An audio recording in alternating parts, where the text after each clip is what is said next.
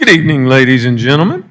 It is 6:30, so we'll go ahead and call this meeting to order. Before we begin, I want to note that one of the items that was on the agenda, MP-25-08/CU-25-13/V-25-17, Hanover Windward Park, Windward Master Plan Pod 66, has been deferred by the applicant until October 2nd and will not be considered during this meeting. Just thought I'd pass that along if you had seen that advertised. Note for the record that all members of council are present and accounted for, except for Councilman Brady. Maybe he'll be able to join us. I believe he had jury duty today. And as always, we begin our city council meetings with a pledge of allegiance. So if you're willing and able, please stand and join us.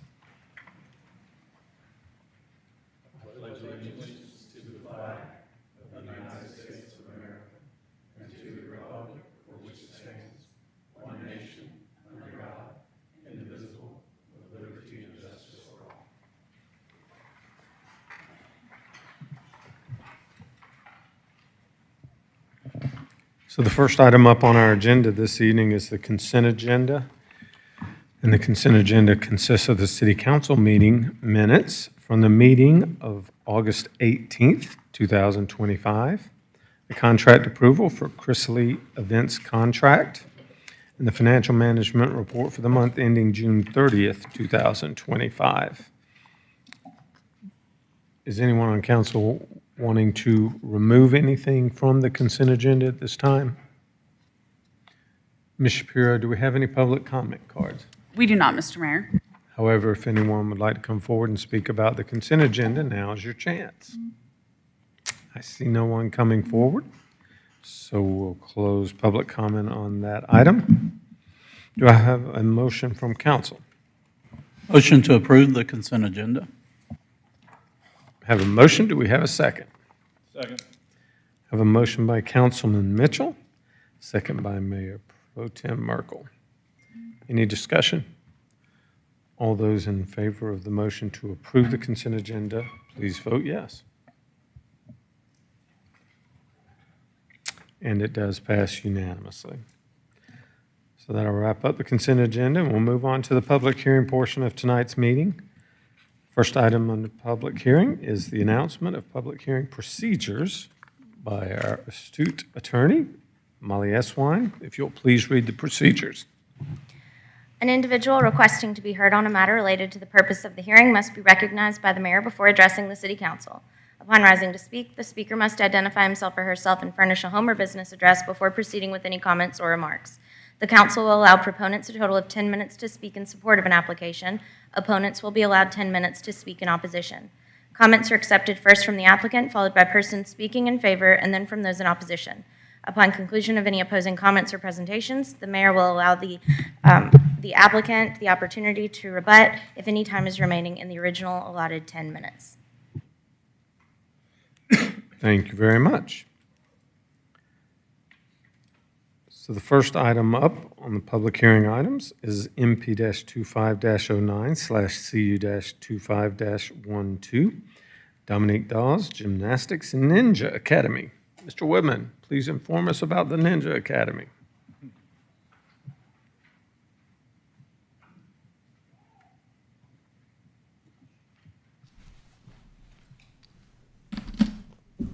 Thank you, Mayor and Council. The first item before you this evening is a request for master plan amendment and conditional use to allow Dominique Dawes Gymnastics and Ninja Academy to reuse a 20,000 square foot building on 2.18 acres in the North Point area. Dominique Dawes Gymnastics and Ninja Academy is an indoor gymnastics facility offering recreational and competitive gymnastics training, as well as an agility obstacle course modeled after the television show American Ninja Warrior, and it's also a children's party venue. Master plan amendment is requested to add recreation facilities indoor to the North Point Mall master plan, and a conditional use is requested to allow recreation facilities indoor for this business. Have the location map on the overhead. Property is located at 380 North Point Circle. This property is zoned PSC, Planned Shopping Center. The building was formerly occupied by Total Wine. There was a conditional use that was approved back in 2008 to allow a liquor store for Total Wine. Dominique Dawes Gymnastics and Ninja Academy has 3 locations in Maryland, and then this would be their first location in Georgia. Hours of operation proposed Monday through Sunday, 8 a.m. to 8:30 p.m., and the applicant anticipates up to 40 employees. And I have the survey of the property. The applicant is not proposing any changes to the site or the building. There are 114 parking spaces with this use. There are 49 parking spaces required by the Unified Development Code, so they exceed minimum parking. This proposal is a reuse of an existing building, and it does not trigger any of the North Point Eco District measures. However, the applicant has committed to providing sustainable landscaping, where they add landscaping to the site and alternative transportation in the way of van pool or ride share designated parking spaces. As I mentioned, the applicant is not proposing any changes to the site or expansion of the building, but they do intend to power wash sidewalks in the building, general cleanup of the property, landscape enhancements, and painting the exterior of the building. As we looked at the review criteria, found the location and character of the proposed use is appropriate as it relates to adjacent and nearby properties, which are developed with a mix of retail, restaurant, and entertainment type uses. This proposal would add an entertainment use to the North Point area, again, helping reinvent the area by providing more than just a shopping experience. And the applicant did provide a citizen participation report indicating that they had received some supportive comments at the CZIM meeting. That CZIM meeting was held on July 9th, and there were no public comments left on the sign-in sheet. And then Planning Commission considered the request at their August 7th meeting. There were no public comments at that meeting, and there was a unanimous recommendation of approval by Planning Commission subject to the 10 conditions in the staff report in your packets. And that concludes the presentation. If you have questions, I'm happy to answer those. Do we have any questions for Mr. Woodman on this item? Thanks, sir. Would the applicant like to come forward at this time?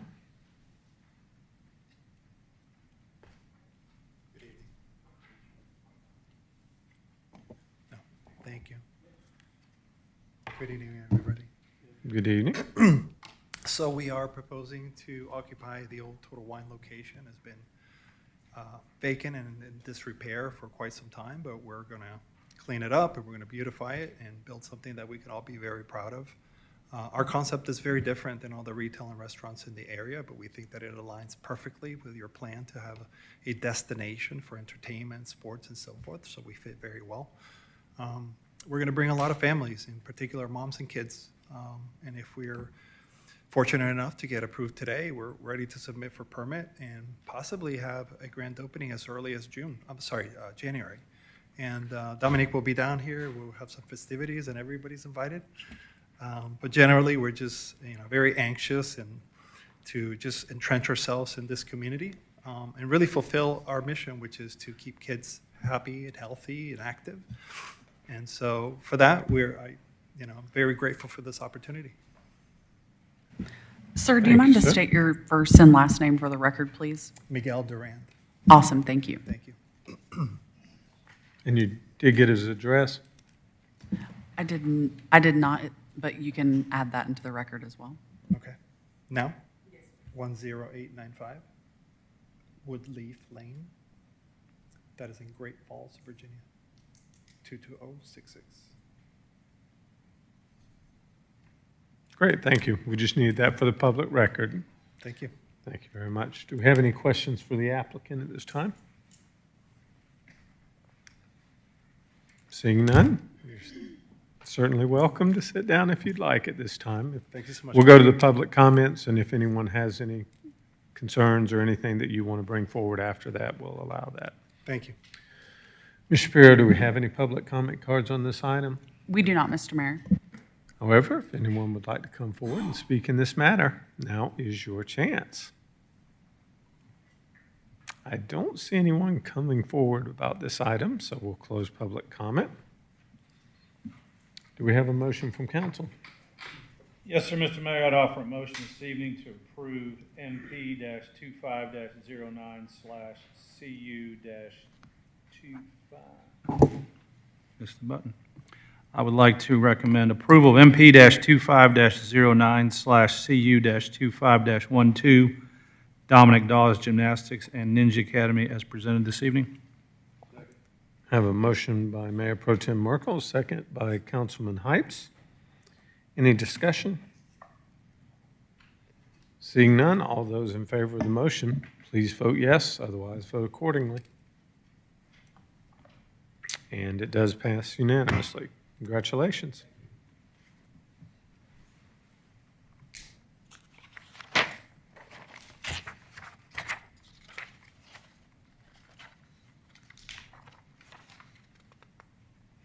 So the next item on our agenda is CU-25-11/V-25-21, Perfect Touch Luxe. Mr. Whitman?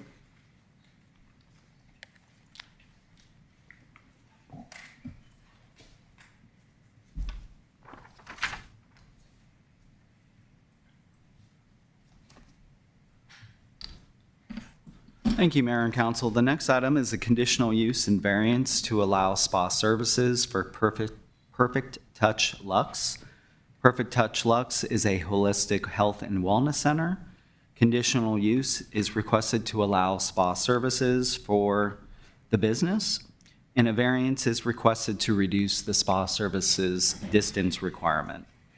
I have the location map here. This property is located at 1115 Upper Hembry Road in Suite B of the Alpha Medical Plaza. That's this entire property here, but there's two buildings, and it is in this building, the eastern building. This property is zoned O&I, Office Institutional.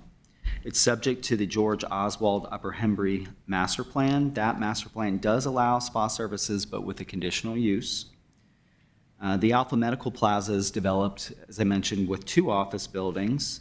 Other businesses operating in the buildings include Atlanta Cosmetic Surgery and Med Spa, Far East Beauty, Extra Mile Dentist, and several doctors' offices. As I mentioned, there is a variance with this request, a variance to the definition of spa services. That definition does include a minimum 2,000-foot distance requirement between comparable businesses. There is an existing spa service business operating in the same building. And I do have we maintain a map of spa service businesses as well as massage therapy. And so the location is here, and that's that Far East Beauty, as I mentioned. They received a conditional use for spa services, I believe in 2021. And that business is located at the same address, but Suite A of that building. The applicant's business, Perfect Touch Luxe, offers aromatherapy, guided meditation therapy, breathwork sessions, massage therapy, healthy lifestyle support, wellness workshops, paint and sip tea, wellness tea tastings, and herbal foot soap. Services are by appointment only. The applicant's business is proposed in the first floor of the building that I showed on the map, and the suite does face Upper Hembry Road. Hours of operation are proposed Monday through Saturday, 9 a.m. to 9 p.m., and the applicant has indicated that there would be 3 to 5 employees with this business. This is a survey of the property. Again, Upper Hembry Road. There are 2 office buildings on the property with parking lots front and behind the buildings. The applicant's business is in that eastern building.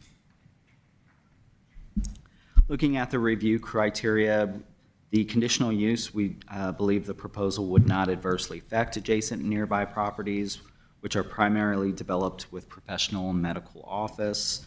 The business is related to health and wellness and provides services by appointment only, which is consistent with the other businesses in that Alpha Medical Plaza. The applicant did provide an outline with her application indicating that her business was different than the existing spa services business in that same plaza that offers more of the aesthetic day spa type services. The applicant provided a citizen participation report indicating that there were no public comments received, and there was one public comment in support on the July 9th CZIM sign-in sheet for this application. Planning Commission considered this request at their August 7th meeting. There were no public comments at that meeting, and Planning Commission recommended approval of the applicant's request subject to the 5 conditions in the staff report in your packets. And that concludes the report. If you have questions, I'm happy to answer those. Thanks, sir. Does anyone on council have a question? Mayor Pro Tem? So the request is to waive the 2,000-foot distance between them and the nearest spa that does similar. That's Thank their variance request, yes. It basically eliminate it because it's in the same building. No more questions? Any other questions? Councilman Mitchell? Concerning that, have we done that at any time in the past? We have had variances with like the natural body spa out front. That variance was to reduce from another existing spa business in downtown. That one was a little bit different. I think that there had always been a plan for a spa type business within City Center, but that's the one that I can think of. And that what had a was the variance. distance? Was I it don't 0 recall or? what it was. No, the distance was definitely not 0. So I believe the distance was between where Natural Body Spa is located currently, and then I think there was an existing business up on North Main that since has closed down. And I don't remember what the distance was, but it was sufficient. There I'm was hearing substantial 800, difference. at least 800 feet. Yeah. But now we're in full compliance with our mapping, since that building That has other shut business down. did go away, so I believe that the Natural Body Spa would meet that 2,000-foot distance. Okay, thank you, Michael. Any other questions for Mr. Woodman? Councilman Dorito? Thank you, Marion. Thank you, Mr. Woodman, for your presentation.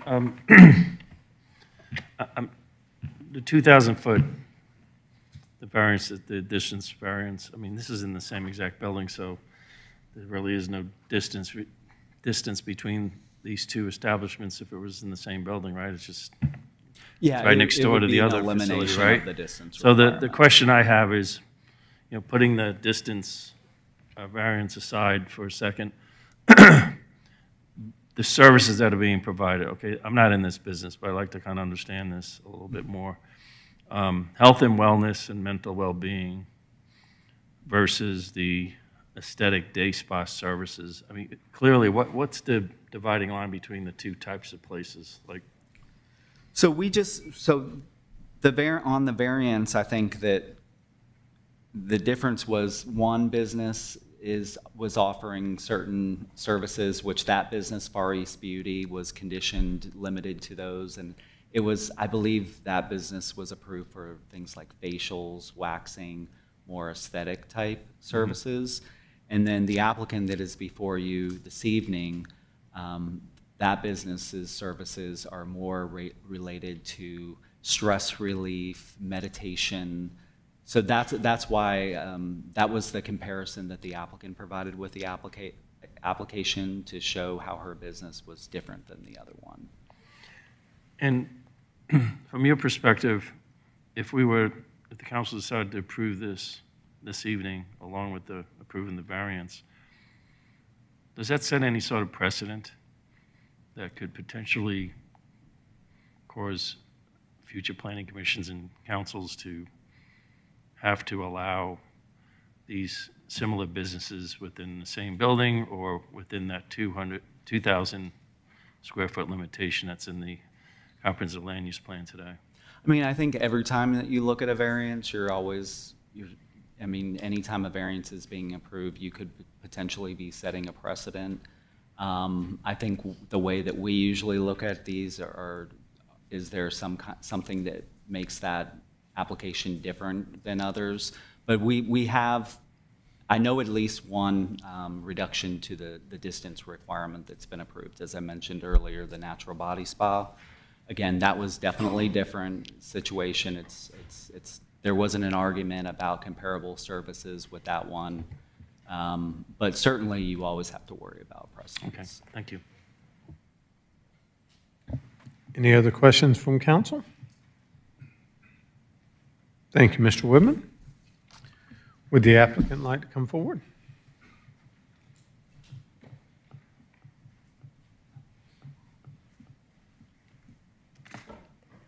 Hello, Shakira Diggs, and the address 1115 Upper Hembry Road.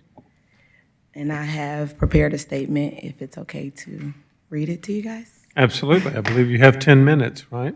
Okay, it won't take 10 minutes, but. My commitment is to operate transparently, respectfully, and in full compliance with the city's regulations. I'm excited about the opportunity to bring this concept to Alpharetta, and I believe it will positively contribute to the community's culture of health and well-being. Our original offering was a date night experience in Atlanta, which has been operating for 7 years, which included spa and dining services with an overnight stay at our Airbnb location. As we grew, clients began asking for similar high-quality wellness experiences that they could enjoy outside of anniversaries and romantic occasions. That demand inspired us to create a sister concept focused entirely on health and wellness, something designed for everyday use, not just special events. We chose Alpharetta and Roswell because this is a community that already values health and wellness. With the number of medical and wellness services here, we felt our concept would add something unique by blending professional care with a curated, holistic experience available to the public. The idea is to give people a space where they can recharge and care for themselves, not just one service at a time. When a client arrives, they are welcomed in a calm and comfortable space.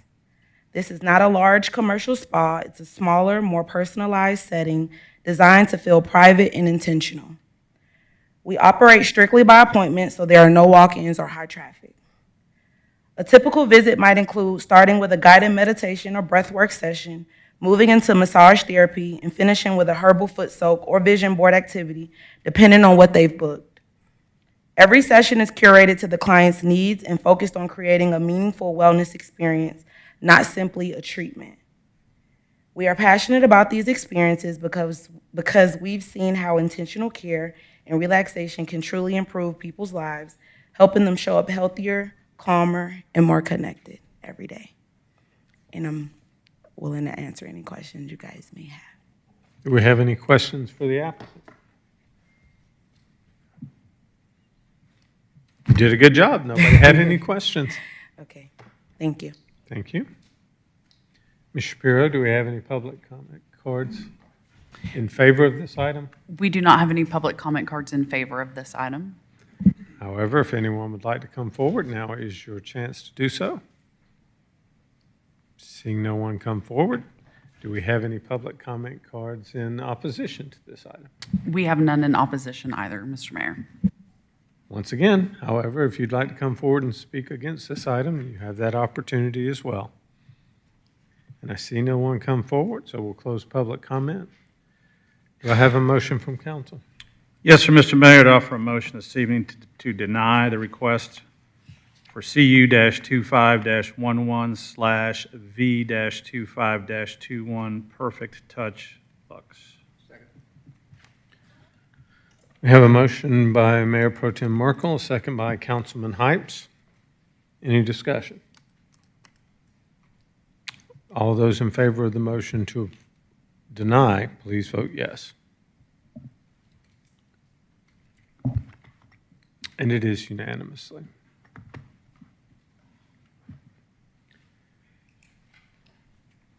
So the next item up on the agenda is Z-25-06/V-25-13 KAO Land Group 272 and 276 Thompson Street. Mr. Woodman, once again, you have the floor.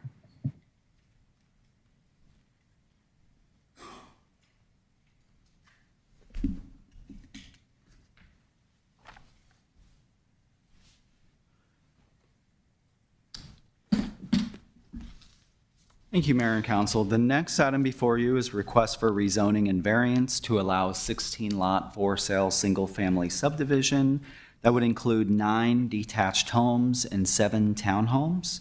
That's on just over 2 acres and located in the downtown. The rezoning is requested from R12 to DTLW, Downtown Live Work. And then there are 2 variances, one to reduce the minimum right-of-way width of a local residential street, and then the other variance to eliminate the 20-foot recess requirement for a street-facing garage in the downtown. We've got the location map here. This property is located at 272 and 276 Thompson Street.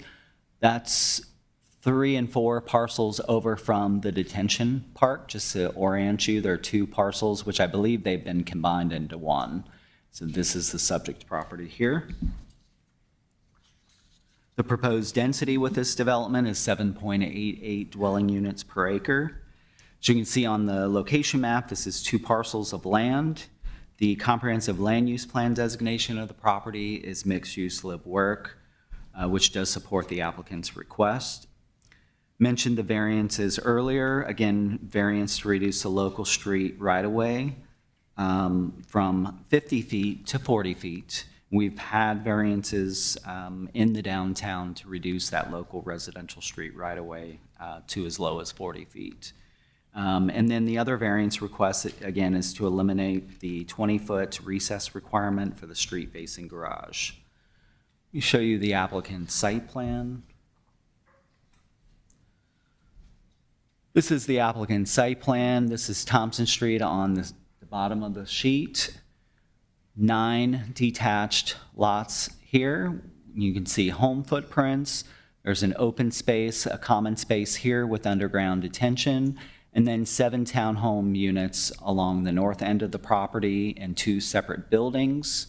Along the reduced local street right-of-way, there's 5-foot sidewalk on one side of the street.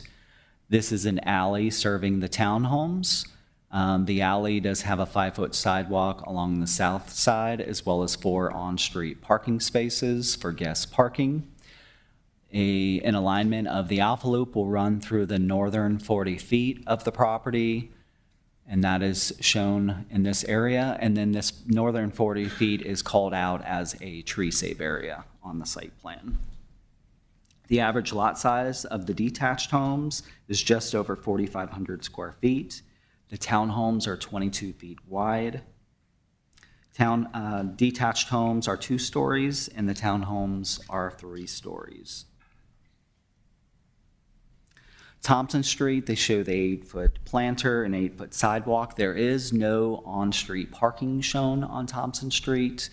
Our transportation engineer has been very good about considering site distance, and the on-street parking would obstruct site distance in this case. Downtown code requires 40 parking spaces for this development. There are a total of 68 proposed, little over 15% open space, which exceeds the minimum 10% required. Again, they have the central amenity space here, as well as a connection to the Alpha Loop and the Alpha Loop running through the north end of the property. Do want to mention with the Alpha Loop, the section of the Alpha Loop, let me just flip ahead real quick here. So this is just kind of gives you an idea of what's been approved between Westside Parkway and the Detention Pond Park along the north side of Thompson Street. Of course, we have Chiswick. Most recently, we had 306 Thompson Street that was approved for 2 detached homes. The Alpha Dev development, which is very similar in the look of the development, that development also had detached homes on the south end of the property with townhomes on the north end. But the point of this is to show you this section of the Alpha Loop, kind of between the Detention Pond Park and Chiswick, has not been designed yet. And so that installation of the Alpha Loop will be contingent on the city having a design for the Alpha Loop in order to get the developer to install the Alpha Loop. Of course, we're having those conversations with Public Works and hope to find the funding for that. As I mentioned, the northern area of where the Alpha Loop will go through is also a tree save area, and the Alpha Loop will be installed in order to limit impacts to trees. I'll show you the renderings proposed. So the two homes, real quick, just go back to the site plan. Let me just point one other thing out. So the two homes that are adjacent to Thompson Street, I believe they're lots 1 and 5. Those homes will have their front door, the front facing Thompson Street with a side loaded garage. All the rest of the homes have the front facing, street facing garage. And I show you that just so I can reference, these are lots this is lot 1. So this is one of the lots will face Thompson Street. So this is what you would see from Thompson Street. This is what you would see from the new internal street. So the garage faces the new internal street. This is the other home that's proposed on I believe it says lot 6, but it should be lot 5. This is the other lot that would face Thompson Street. So again, the garage will not face Thompson Street. This is just an example of other homes that would be built internal to the development, detached homes. And then here is the proposed townhome building at the north end of the site. This is the elevation of the building that you would see from the Alpha Loop. So the front of the building would be facing the Alpha Loop, and then the garage side or the alley fed side, this is that elevation. That faces the alley. Of course, the renderings were considered by the downtown consultant, who believed that they generally comply with the downtown design regulations. He did have a few comments, and we have addressed those comments within condition number 2, I believe it is.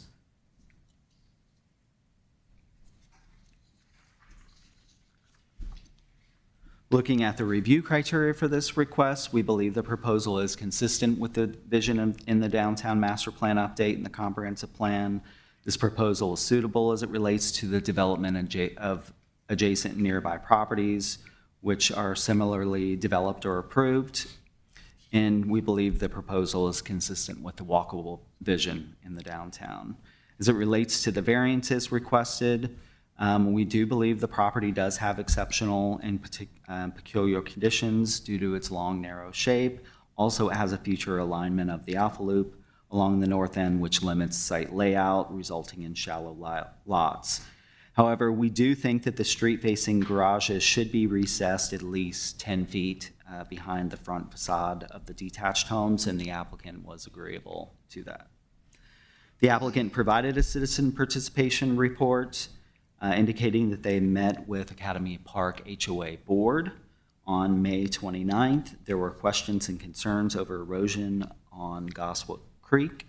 They asked the developer to design stormwater discharge at 90% of the pre-development discharge rate. So basically determining whatever the runoff rate is on the property today and reducing that by 10%. And that's the way that they would have to design their stormwater. So Academy Park asked the developer to do that, and they agreed. There were concerns about tree wind damage during construction, guest parking, a request for a fence along the rear property line, the common property line with Academy Park, questions about utility connections and price point. This item was shown to the public at the June 11th Community Zoning Information Meeting. There were several people that signed in to the sign-in sheets, but there were no comments that were left.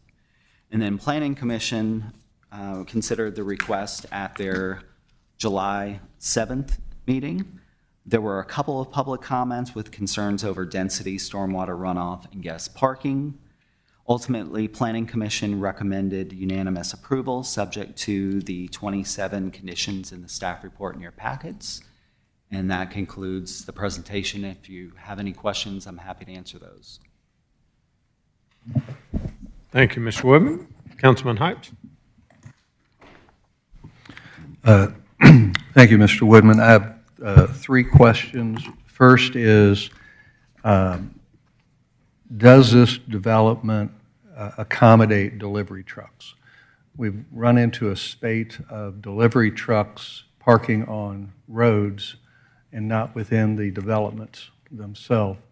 And it would be very unsafe and inconvenient to have a delivery truck on Thompson Street. So what, if any, thought has been put into making sure that deliveries, UPS, Amazon, the stuff that comes in and out all the time, FedEx, happens within the development?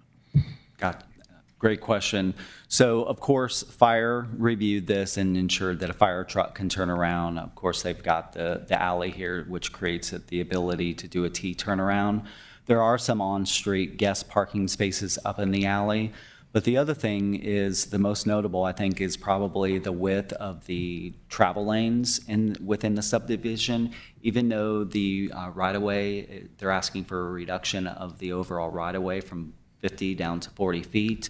The travel lanes are 12 foot wide each, which in our local city standard would allow for temporary on-street parking on one side of the street. So a delivery truck could turn in here and could park on one side of the street. There's sufficient room for cars to go around that truck. Have we as a city addressed whether we can have a discussion with an HOA to make that their responsibility for the members of the HOA to ensure that deliveries take place within their communities? Is that a conversation that can be had, or is that just not within our auspices? I don't know. I don't know that it's very difficult there's so many different types of deliveries, trucks that can come to your home or establishment. I don't know that it would be how successful we would be in regulating that. We've not been down that road, so to speak, Yeah. before. Okay. Yeah. Second question or issue deals with the distance between where the setback would come into play and the Alpha Loop. What is the distance between the edge of the Alpha Loop and the backs, or actually the fronts, of those townhomes? So there is a minimum 10-foot setback that is indicated on the site plan. But again, they would have to comply with that. But the exact alignment of the Alpha Loop, what they're showing on here, that's not been determined because we don't have a plan for it yet. So the applicant is aware of and agrees to, subject to that design of the Alpha Loop, that there'll be a 10-foot minimum between the Alpha Loop and the... If this application is approved with this site plan, that's what we would enforce on this. You may want to ask the applicant just to verify that they understand there would be a 10-foot setback. And the last thing is showing on the latest rendering is the crosswalk over to the Alpha Loop across Thompson Street. And you may or may not be aware, I checked this afternoon with your office about the distance between the crest of the hill traveling westbound on Thompson Street to that crosswalk. And it's somewhat within the required minimums if people are driving the speed limit at 25. Unfortunately, I walk along that Thompson Street quite often, and that's not often the case that people drive, in which case the minimum sight distance may not be there. So we as a city, we're open to, if there is a crosswalk that's being requested by us, that we can locate it, not exactly there, but somewhere that works to the safety of our residents as well as the convenience of the... That makes sense, and I think it was condition number 10. Correct. We can just do some modification to some of the language there, but certainly, yeah, I don't think that would be a problem. Okay, thank you, sir. Councilman Drita? Thank you, Mayor. Thank you, Mr. Woodman. Just a quick question. concerning the Alpha Loop. You made a statement early on in your presentation regarding the Alpha Loop section that you showed on the site plan. There's up on top there. Yep, there you go. So you may mention that it would have to be designed. Can you restate what you said, just so I fully understand what? Yeah, so I just wanted to make it clear because a lot of times we'll have conditions in here and we will put the construction of that Alpha Loop improvement on the developer in exchange for impact fee credits, of course. But the issue here, the way that that condition reads is it just asks for the applicant to dedicate the land or easement for the Alpha Loop. And then it goes on to say, if the city develops a plan for the Alpha Loop through this section, and it coincides with when the developer is developing this community, then they would install it. We don't want the developer to install the Alpha Loop and just begin and end the Alpha Loop at some location that doesn't make sense with where it's going to tie into other properties. So the Alpha Loop may not start at this location. It may start, further up. So the city needs to come up with a plan for this section right here. We need to look at the existing topography. We need to look at trees that are in this area and come up with the exact alignment for where that Alpha Loop goes. If we have that plan in place, when the developer begins to develop the development, we can then have the developer install it in exchange for impact fee credits. Do you know if that plan is being worked on by city staff right now? So I know Chiswick, for example, there was a discussion in the past with the mayor and council here regarding kind of effectuating that section there before everyone moves in. So then we're going to have residents that will be opposed to it potentially. I have a similar concern here that if we just have a condition that so-called the day the city decides to design this and do it, we'll have residents living there, and then it becomes a real issue for the city to effectuate the plan and complete the Alpha Loop section there. So is there any way to bolster up the condition to basically, and maybe I think, I don't know if Pete could speak to this, but I think there's an effort underway to try to design that and put that plan in place so that we don't have these issues with those homeowners along that stretch and that you show in orange there. So. Yeah, I mean, that's a great point. You do want to get these improvements in there before people start moving in. I don't believe that we're working on a plan currently, but it definitely has come up with this application that we need to get a plan together very quickly, and we will be having conversations with Public Works and seeing what we can get done to make sure that that plan is realized. I don't know if this is a question for city staff or for the applicant when they come up here, but is that required in the disclosure if we put a condition in there to provide that in the plan in the future? So there is in condition number 20, condition number 19 addresses the Alpha Loop. Again, it's just asking for the dedication of the right-of-way or easement, but it also gives the ability for the developer to construct that. And it would be, I think we need to do whatever possible to make sure that we get it designed so the developer can just go ahead. My question is, I saw that condition of it is, is it required to be in the disclosure for someone who's going to consider purchasing one of these, particularly the townhomes there? That there's going to be is that a requirement if we condition? We could certainly. I've seen similar conditions in the past. Making some kind of disclosure for be very folks. clear on that would have to be in the disclosure for those future homeowners of Alpharetta. We could certainly add a sentence there. I think that would be perfectly appropriate. The only other question I have, and I know the answers, but I want it on the record. This site plan, from the city staff perspective, which you're recommending approval on, it basically meets, the general zoning of the Thompson Street area right now. I mean, when you look at projects that have been approved and ones that are on the chopping block now, not chopping block, that's a bad term, not a chopping block, but actually future development, right? And you pointed one out in your presentation. it's similar downtown, the downtown, what do you call it? Live work, Live workplace, sorry, zoning. So it's consistent with what's going along Thompson Street is my question. Yes, so this is consistent with what we've seen on Thompson Street. The zoning, future zoning along Thompson Street is DTLW, downtown live work, and this is consistent with that. Thank you, Michael. Councilman Mitchell. Thank you. Michael, one quick question. I know we've had problems with cars being able to fit within the garages. Are these deep enough and no stairs are in the way? Yeah.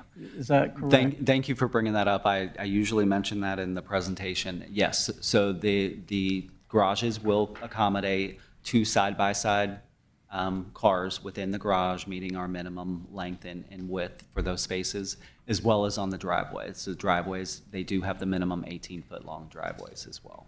Okay. So we won't be adding any more cars along Thompson Street? We're with this not. development? Yeah. Okay, thank you.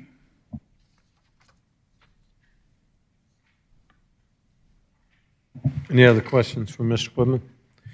Michael, I just have one question for you, and I didn't see this graphic in our package, but I saw you display it earlier. There, This that's one? the one. How wide is that lot 284? It's 100. These lots were all 100-foot wide. Most of them that have been combined. So this was 2 lots. The previous similar request, but they're 100-foot wide. So, in your expert opinion, what product is left available that can be built on that 100-foot lot? So we are requiring, there's a condition in here, and the code already requires it, but we wanted to reinforce it in a condition. We do require interparcel access, so at where the alley ends at each property line here, they're required to provide interparcel access. So you could put one home on the entire lot, or it would meet the density to split the property in half, and that you'd have one home on facing Thompson Street and then one home accessed through the alley. Same condition on the development to the east. Thank you. Because although it's not directly about this zoning issue, I look for problems ahead, and I was seeing a problem ahead. Yeah. So I just wanted to make sure there was an alternative that was going to be financially feasible for whoever does own that property. Thank you. Mm-hmm. There are no other questions? Great job, Mr. Woodman. Thank you very much. If the applicant would like to come forward at this time, now's your chance.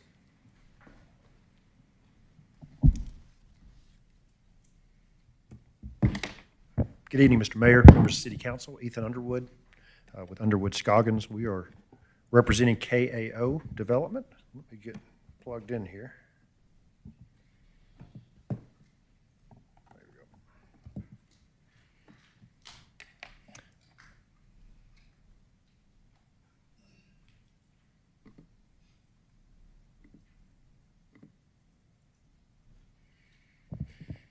There we go. As always, Mr. Woodman gets to the point of things very, very concisely, so I won't hit on matters that he has already addressed. But this application does comply with the comprehensive plan and the downtown plan. In fact, it's the only zoning category that is called for at this particular location. So this is in keeping with other projects you've approved. The density, it is in keeping with the density. We're not asking for any variance to the density. And also, you have granted these similar variance requests that we're asking for, which is one, to have a little narrower right-of-way. You'll still get the same amount of pavement, so people can drive and park, as Mr. Woodman stated. You're looking at a 24-foot wide pavement, but the right-of-way is a little bit narrower. And then also, we're asking to reduce the distance, or I guess the offset of a garage door from the front facade. Now, we had originally asked in the variance request to eliminate that, but staff said they wanted at least 10 feet. Our client said had no objection to that, so we're comfortable with the staff proposal, and that's what Planning Commission recommended to you as well. So with that, As Mr. Woodman highlighted, this is, and the mayor pointed out, this is one of the few lots left that has not been developed on the property, or on Thompson Street. And this is in keeping with that design. So you can see here where it lays out and what we are proposing on the site. This zooms in a little bit. As Mr. Woodman stated, there's going to be proposed 7 townhomes along the Alpha Loop in the north portion of the property, and also 9 proposed detached single-family residences. Now, the developer has other developments in the Alpharetta. In fact, they've developed, you may be familiar with Mayfield on Main. So they're expecting the price points of the townhomes to start at approximately $1.3 million, and the detached would be 1.7 and up. So the variances that we are asking for, again, City Council has seen fit to grant these on the nearby properties on Thompson Street, is one, to reduce the right-of-way width, again, not the pavement width, not the drive aisle width, but the pavement width. And you can see those 2 areas where we're asking for the widths. And the reduction of the offset would only apply to these lots. We don't need them on the townhome lots. We don't need them on the front lots because those are coming off of Thompson Street. But those 7 lots, we are asking for the variance, and I'll explain why. You can see here, this is the lot fit exhibit that was presented by Mr. Woodman. And if the variance is not granted, that distance between the front facade and the garage door is offset significantly to where you have more of an L-shaped type of building. We think this more rectangular building is in keeping with, one, the designs of the and intent of the downtown overlay district, but just the aesthetics in general for this part of the city. Again, Mr. Woodman looked at these and displayed these. These are what's shown on Thompson Street. There will be no garage doors fronting Thompson Street. Those would be on the side, on the front 2 lots.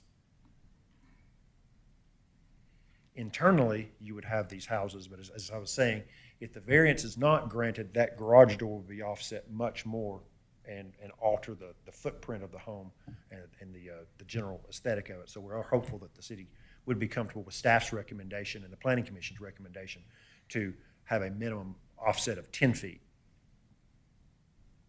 And here's our townhome design.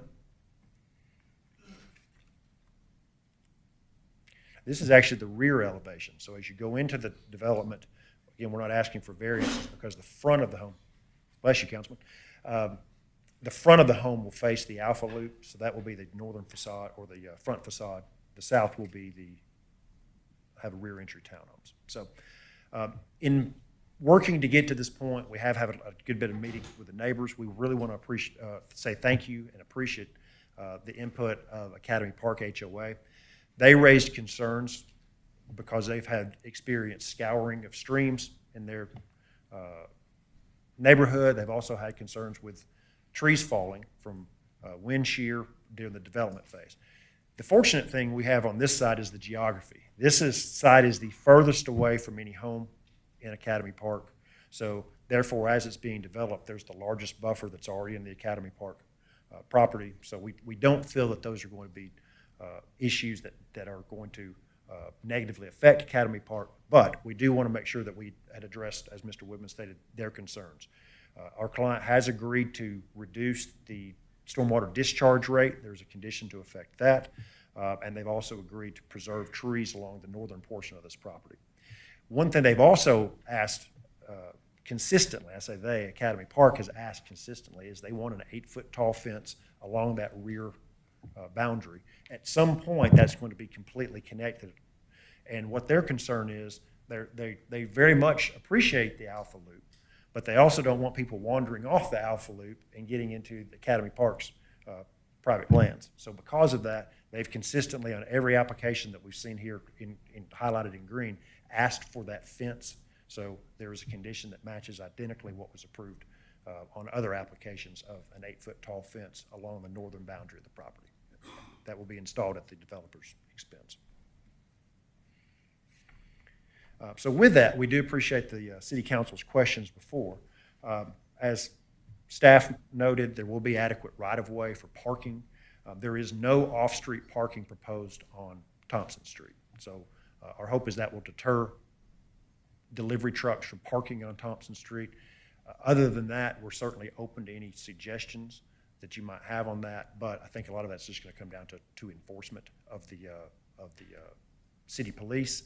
And if you feel that there's a way that the HOA could also do that, certainly notices, our folks are more than willing to put restrictions and covenants and asking their HOA to monitor that. But the hope is that by providing wide enough roads, then folks, the delivery drivers will be able to go into the site and make those deliveries. As far as the proposed, I believe it's 10-foot, minimum 10-foot setback from the Alpha Loop, we understand that's still under design. That's not a problem. Our folks are actually very welcoming. The developer is excited about having the Alpha Loop in the backyard. That's a draw for its prospective buyers. And we'll commit, I know staff may be working on some condition language right now. They will commit to provide notice in the covenants, and if additional notice is required at the closing table, that is a functional way to let people know that the Alpha Loop is coming adjacent to those townhome lots. Regarding the crosswalk, the applicant is fine relocating that. They had already consented to spending the funds to install the crosswalk, and they'll work with the city as the appropriate location for that.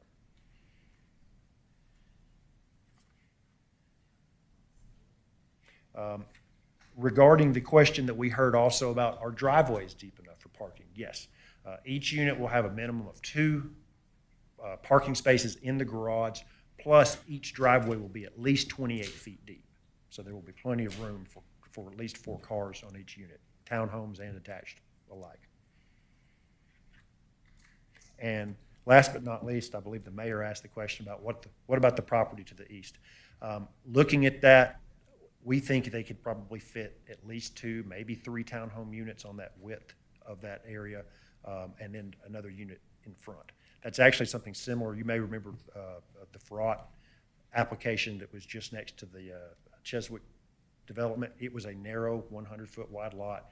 He chose to put 2 houses on that. So actually that provides some of the diversity of housing on Thompson. So where you have some places that are like ours coming in at the higher end of the density request, you also have that being metered by folks who have chosen to put lower density. So we think this provides a good mix of housing, accommodates the aesthetic flow of Thompson Street, and this will, as we said, comply with your comprehensive plan. So one last thing, I know I've been talking for a while. We did hear concern about stormwater discharge, and again, our client is agreeable to all conditions that are proposed by staff to make sure that the stormwater flows out at a slower rate, but is also dispersed in using the methods that staff has put in the conditions. So with that, we do have the engineer, Steve Rowe with AEC, and Casey Hill, who is the developer. We're here to answer any questions, and we'll reserve any time that we have remaining. Thank you. Do we have any questions for the applicant? Councilman Dorito? Mr. Elmwood, I don't know if this is for you or the engineer that you have with you, Mr. Rhodes, but I just want to address the stormwater situation. I know you in agreement with that Academy Park of discharging it no more than 90% of the pre-development discharge rate. Yes. Can you share with us, first, has our stormwater engineer with the city looked at this site plan, and have you developed any sort of stormwater management plan or discharge plan for if this gets developed? We've done some conceptual work on it, and yes, Jill's been aware of it. Okay. I won't say she signed off on it because it's still in very preliminary stages, but the idea is to do some underground detention with runoff reduction happening as well, so that we would only discharge or over detain.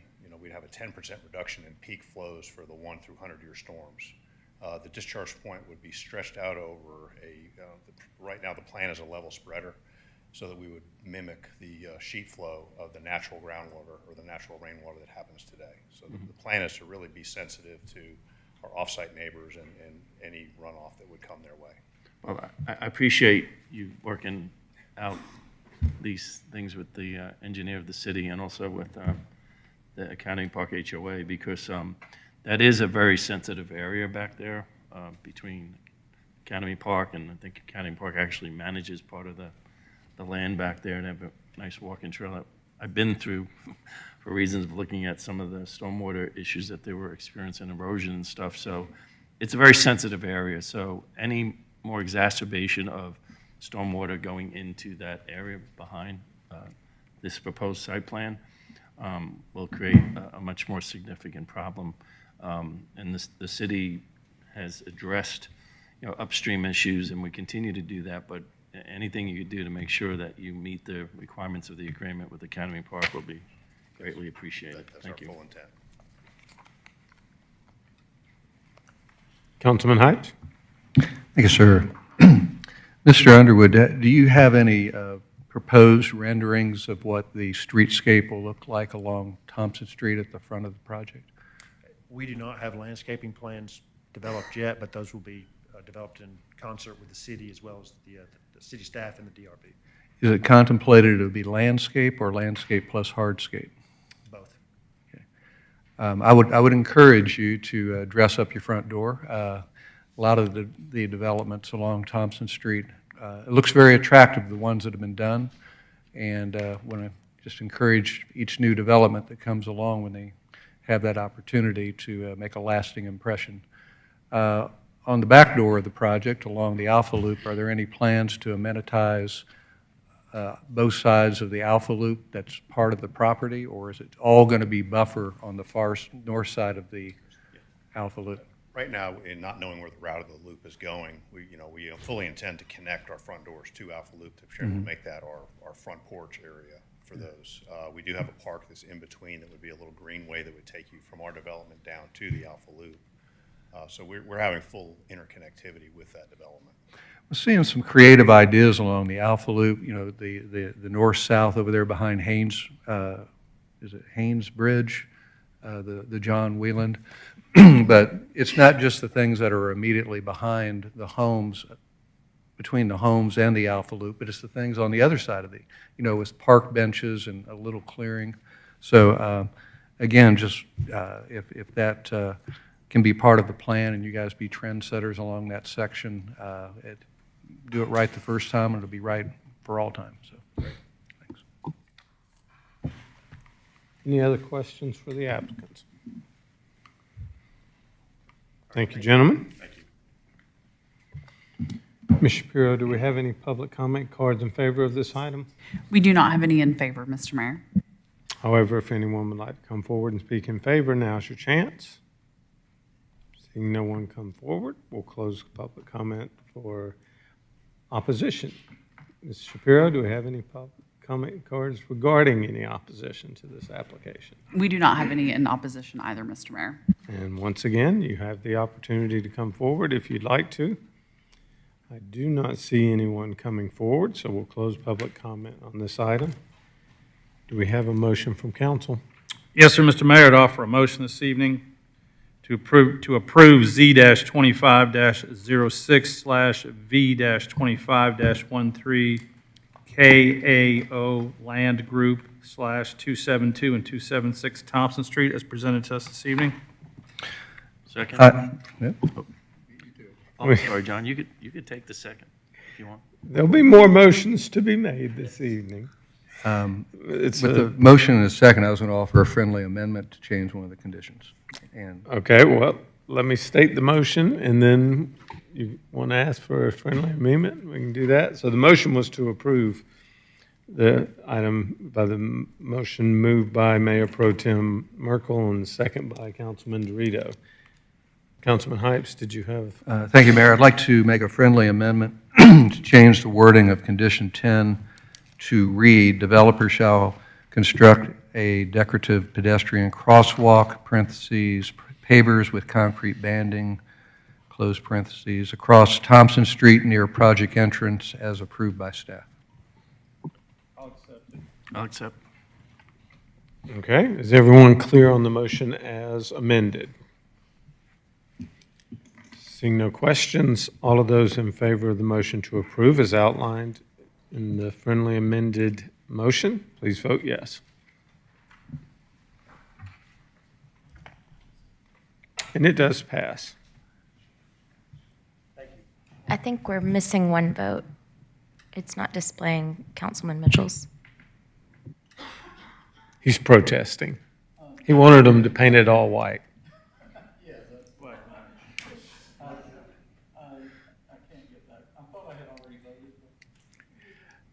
Just to confirm, let's raise your right hand. It's unanimous. Congratulations, gentlemen. Thank you. So the next item up will be V-25-14 Hampton Hall, waiting period variance. Mr. Woodman, you're busy this evening.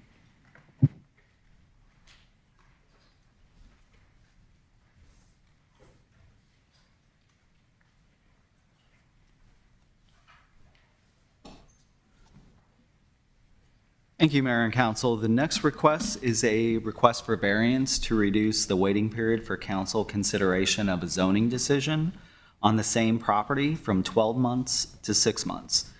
The applicant is requesting changes to conditions of zoning related to a 9-lot for sale single-family detached subdivision. That property is shown on the overhead on the location map. That property is located at 0 Blake Road. This is within the Hampton Hall subdivision. Back on December 16th of 2024, council approved the rezoning of this property to allow for a 9-lot subdivision. The applicant has encountered, or as they've prepared their land disturbance permit plans, has identified some issues within the conditions that they need to correct.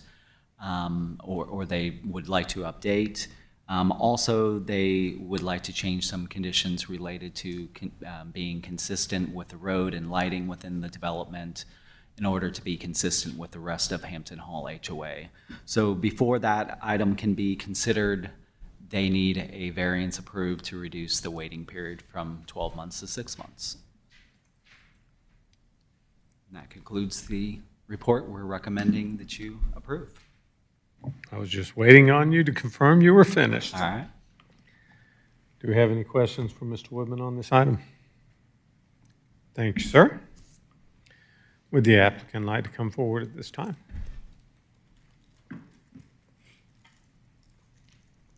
Mayor, members of council, I'm Don Rollator, 200 Foothills Parkway, Marble Hill, Georgia, here on behalf of South Vine Homes. This is the precursor to the rest of it. We respectfully request that you approve this allowing to be heard within 6 months rather than 12. If you have any questions, we're happy to answer. Do we have any questions for the applicant? Ms. Shapiro, do we have any public comment cards in favor? We do not have any in favor, Mr. Mayor. Do we have any public comment cards in opposition? We have none in opposition either. Thank you for clarifying. That being said, do we have a motion? Yes, sir, Mr. Mayor, I offer a motion this evening to approve V-25-14 Hampton Hall waiting period variance from 12 months to 6.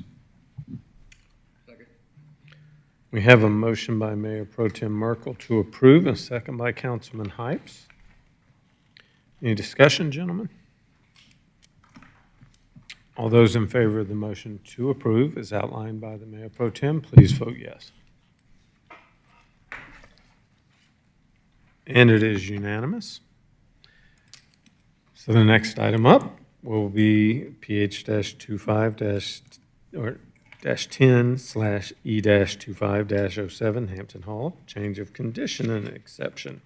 Mr. Woodman, you shouldn't have even bothered to go to your seat. Get your exercise and steps in. Yes. Thank you, Mayor and Council. The next item is a request for exception and changes to previous conditions of zoning related to a 9-lot for sale single-family subdivision. Applicant requests changes related to maintaining aesthetic consistency within the Hampton Hall subdivision, as well as providing additional rear yard space for residential accessory uses such as a swimming pool. There's also an exception to allow a fence within a buffer. Have the location map on the overhead. The property is 0 Blake Road in the Hampton Hall subdivision. As I mentioned with the previous request, this request to rezone this property to R15 was approved on December 16th, 2024.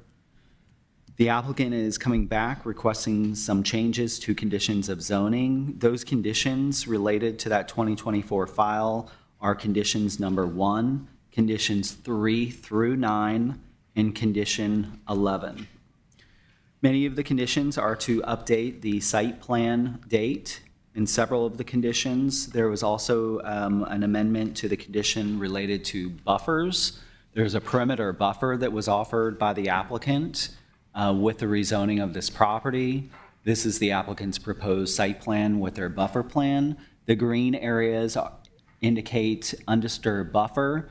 Actually, the first 30 feet of that 40-foot wide buffer would remain undisturbed, and then the inner 10 feet would be disturbed but replanted. That's what you see in the green areas. And then the orange area represents buffer to be replanted. So these areas with trees could potentially be cleared and then replanted.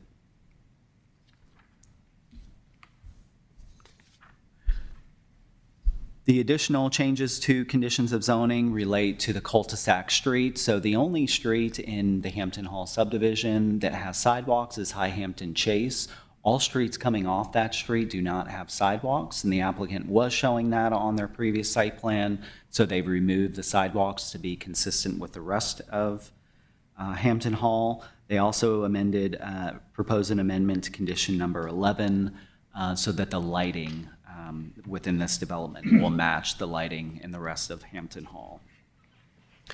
With regard to the perimeter buffer condition, that was condition number 4.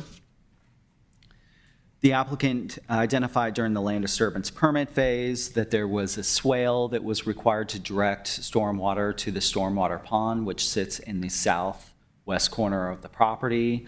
So that swale is required at the rear of these lots to direct water to that stormwater pond. And so they're proposing the changes to number 4. That's part of the reason why they're proposing changes to condition number 4 to allow for that extra rear yard space and to accommodate the buffer and the swale. As I mentioned, there's also an exception with this request, and that's to allow a fence within the buffer. So the UDC would require that any fence, for example, this lot right here, the UDC would require that the fence be placed at the beginning of the buffer, and you're effectively cutting off the back 40 feet of this lot if you do that. So the applicant is asking for an exception to allow the fence within the buffer so they could place the fence closer to the rear property line. This is a condition that is supported by the surrounding residents as well as the Hampton Hall HOA. The applicant provided a spec for what that fence would look like. So it's decorative black metal fence. Max height will be 6 feet. And then this just represents the applicant's previous site plan that was shown to you with the request back in December of 2024.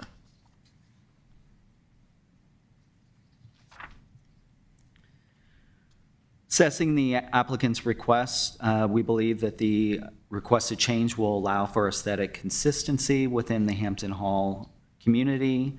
Also will provide additional rear yard area for accessory uses such as a swimming pool or shed.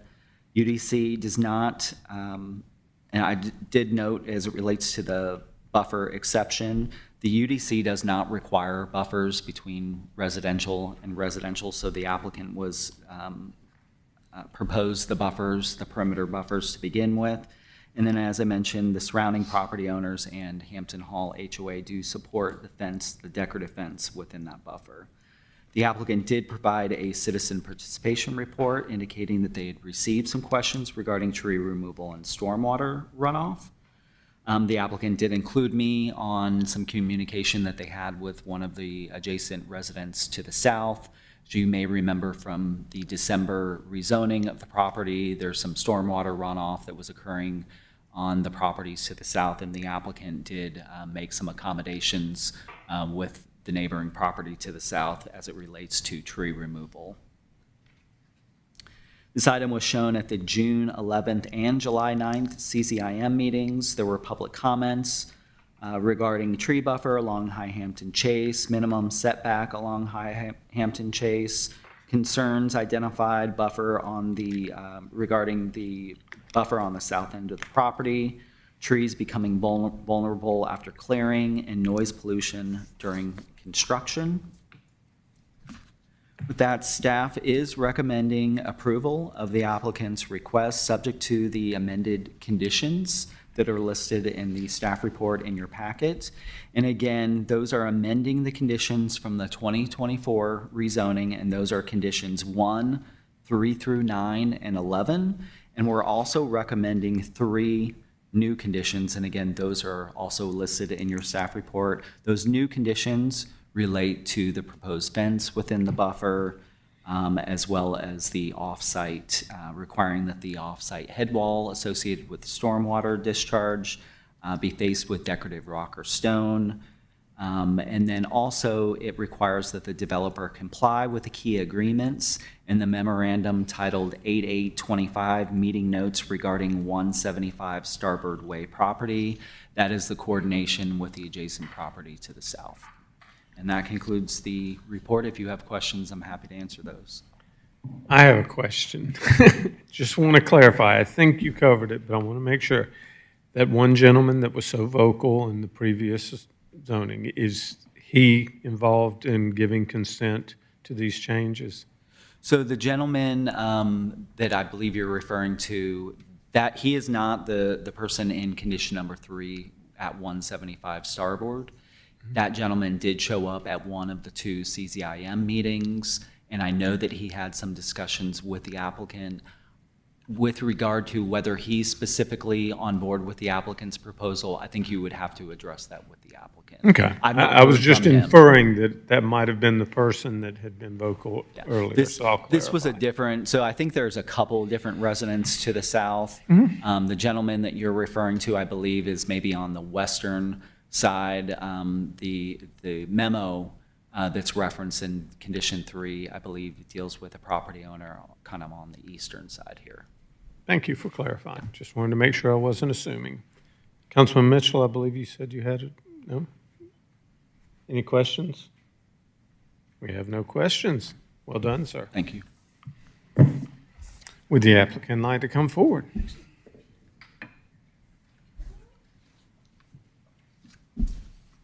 Thank you, Mayor, Council.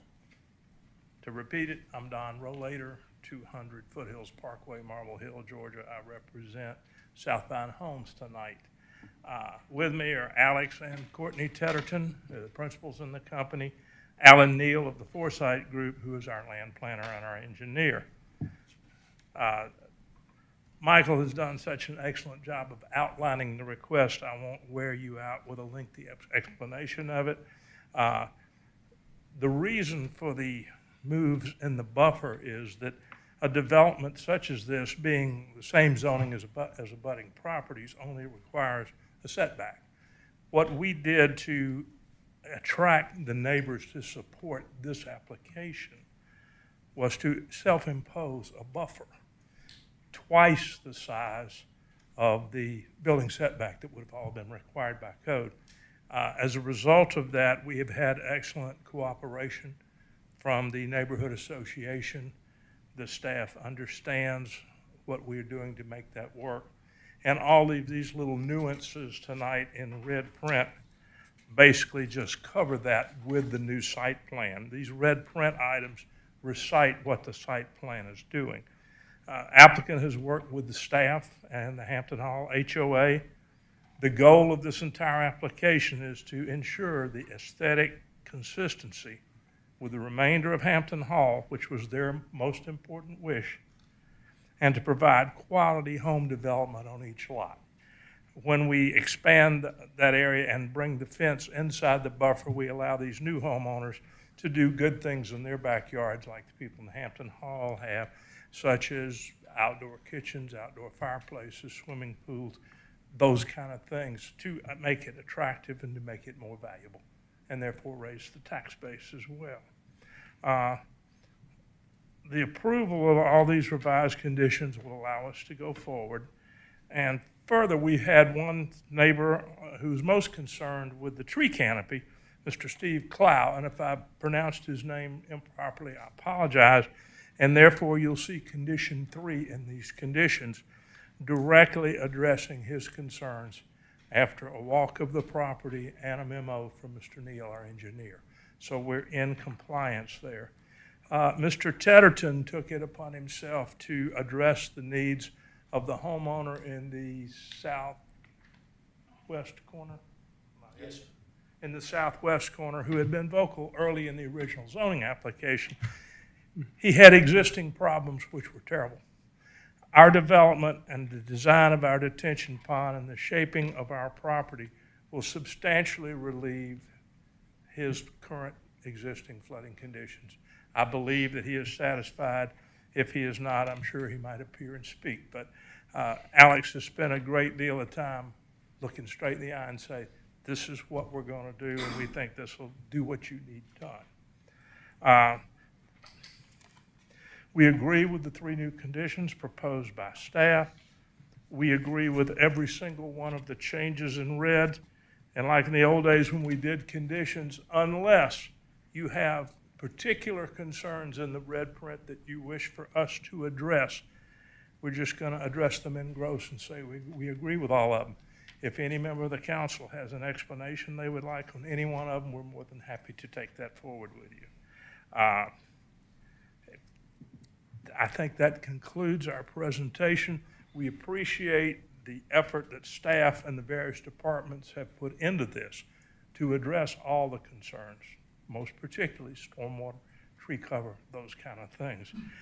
We're ready to go ahead, and we appreciate your understanding in allowing us to proceed in 6-month time frame rather than 12. At this point in time, we'll reserve additional time for rebuttal, but we're happy to answer any questions that you have. Otherwise, we've completed our presentation. Thank you. Do we have any questions for the applicant at this time? Thank you. Thank you, sir. Ms. Shapiro, do we have any public comment cards in favor? We do not have any in favor. However, if anyone wants to come and speak in favor, now's your chance. Seeing none, do we have any comments in opposition? We do not, Mr. Mayor. However, once again, if you do, now's your chance. I see no one come forward, so we'll go ahead and call for a motion. Thank you, Mr. Mayor. Your call for a motion, I would offer one to approve PH-25-10/E/25-07 Hampton Hall, change of conditions and exceptions. Second. Second. Do we have a second? Second. I have a motion by Mayor Pro Tem Merkel and a second by Councilman Mitchell. Any discussion? All those in favor of the motion to approve, please vote yes. And it is unanimous. Congratulations. Thank you for taking care of the neighbors. So the next item up will be PH-25-13 Unified Development Code Text Amendments, Vertiport. This is the first reading. Ms. Eswine, if you don't mind, I'd appreciate it if you could read the ordinance. An ordinance by the Mayor and Council of the City of Alpharetta, Georgia, to amend Articles 1 and 2 of the Unified Development Code of the City of Alpharetta, Georgia, to add definitions related to a vertiport, to assign vertiport as a permitted and conditional use in certain zoning districts, to repeal conflicting ordinances, and for other purposes. Thank you very much. Director Cook, I believe you're finally going to give your poor employee a breather here for a second. Thank you.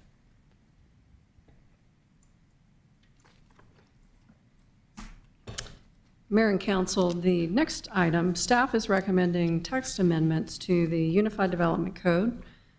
And this is Article 1, Section 1.4, definitions, and Article 2, Section 2.1, zoning districts, and Section 2.2 to add definitions related to a vertiport and assign vertiport as a permitted and conditional use in certain zoning districts where it makes sense. And just a little bit of background of why we're here. It was a couple of months ago that we actually had an applicant that was requesting a vertiport as an allowed use on a mixed-use property.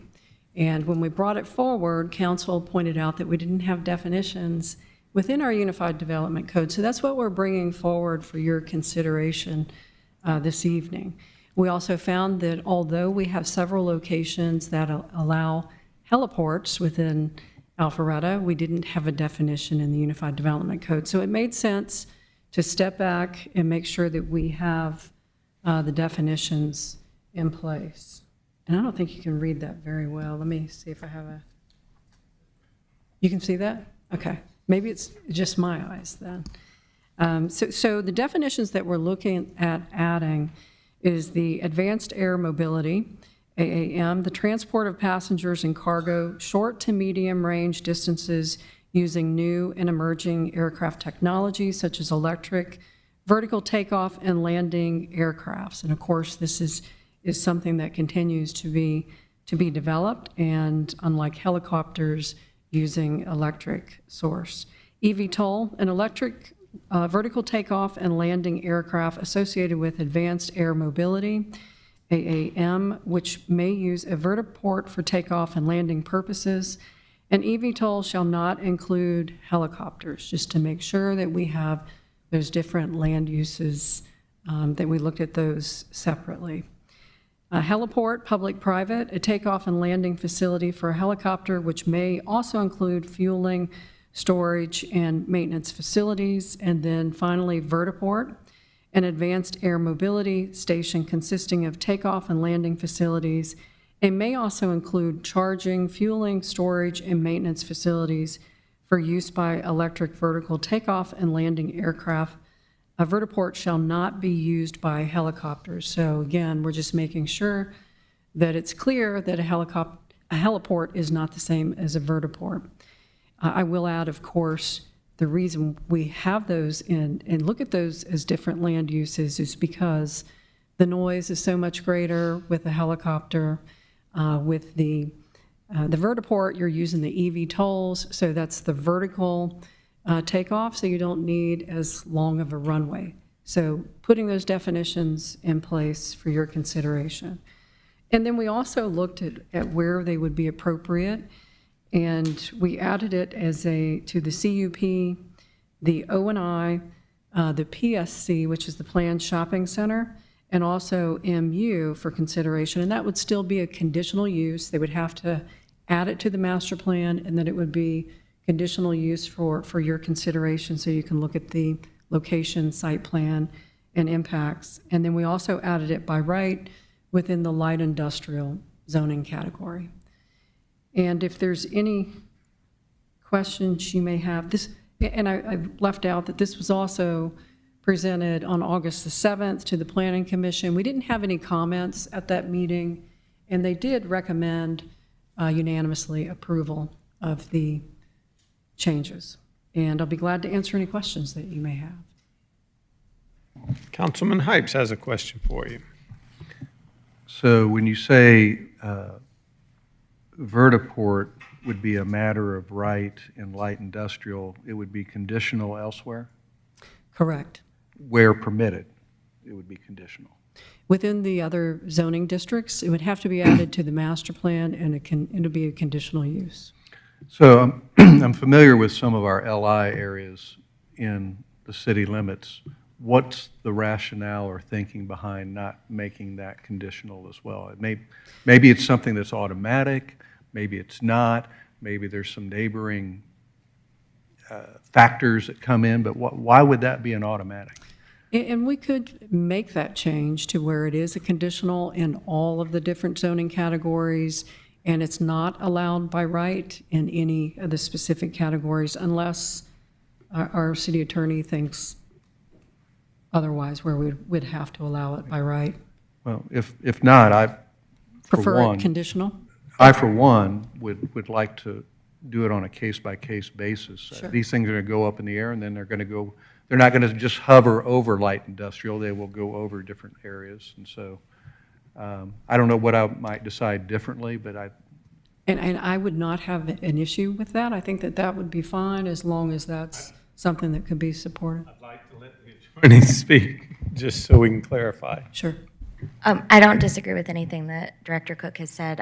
When you asked why might that be the case, I was looking at the code, and heliports are allowed by right in the light industrial. I just wanted to bring that to your attention so that you could, to see that, since it's a similar use. That doesn't necessarily mean that you can't make a heliport a conditional use even in light industrial, but since you asked, I wanted to bring that up.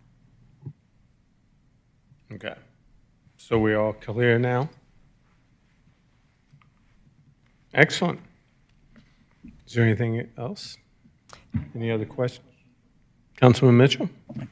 Ms. Cook, what considerations, because I think a lot of these will be bought, and time will tell, but I would bet in the next 5 years, based on, we'll be seeing some of these in Alpharetta as transport vehicles to and from the airport and such.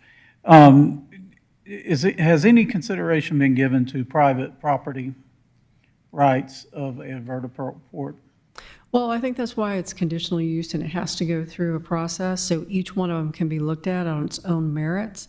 So that is something that when we bring it forward, we would have to make sure that the council was comfortable with. We're even seeing these now where it's, you can buy them for recreation purposes. Mm-hmm. Of course, there's probably going to be a lot of guidelines that come out controlling how you use this for recreation purposes, but we absolutely will look at each one on its own merit to see what kind of impact that it will have. Yeah, I think as this technology evolves, it'll take on a life of its own and present some challenges. And even with the batteries that they use now, you know, the distance that they can travel is around 150 miles. So that's something that they'll have to work on too if they go any farther ranges. Yeah, okay, thank you. So just to clarify for people out that aren't quite as familiar, Mr. Lagerblum has done a tremendous amount of research on this.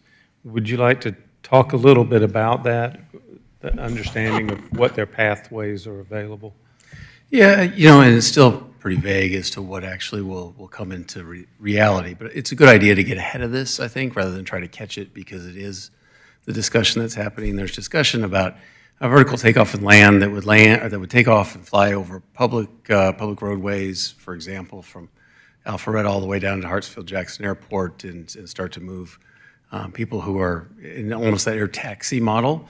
But then I think there's also a big use case for air transit for delivery of items and movement of other things, not just people. So I think as the technology is emerging, we keep seeing that there's going to be somebody that's first to market. I'm not exactly who that will be. We have a large company in Georgia that could be in that contending for that position. But as things are permitted to actual use, put into use as opposed just to testing, this will at least have us positioned such that we have some control over where they would come and go from in Alpharetta. So I think it's really good to get on the front end of this rather than try to catch it.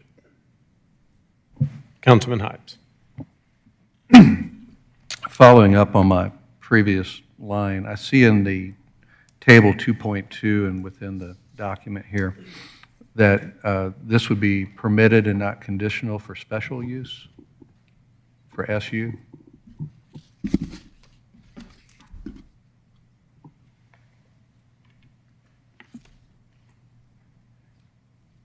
You mean permitted by right within the Correct. SU, which special use is usually a city, a government-owned property, but we could certainly make that conditional, all the categories conditional, if that's something that you're more comfortable with. Yeah, with respect to I just did not know until it was pointed out that heliports can be put anywhere pretty much by private. If you don't need to ask council, they can put a heliport someplace over in light industrial, and maybe that's a good thing. I don't know. I just feel like as guardians of the public, we might want to weigh in on that and have the public weigh in with us. Yeah, and we can certainly make that change. That's something, the heliports have been in there, you know, since probably 1999. So that's something that. It's not been a big issue, I get that. Right. I mean, but it could be in the future because most of the heliports, they're usually on hospitals, some of the taller office buildings, so that's something that we can certainly just make sure that that's conditional instead of by right Okay. for the heliport as well as the vertiport in the different zoning categories. Thank you. Any other? Councilman Dorito?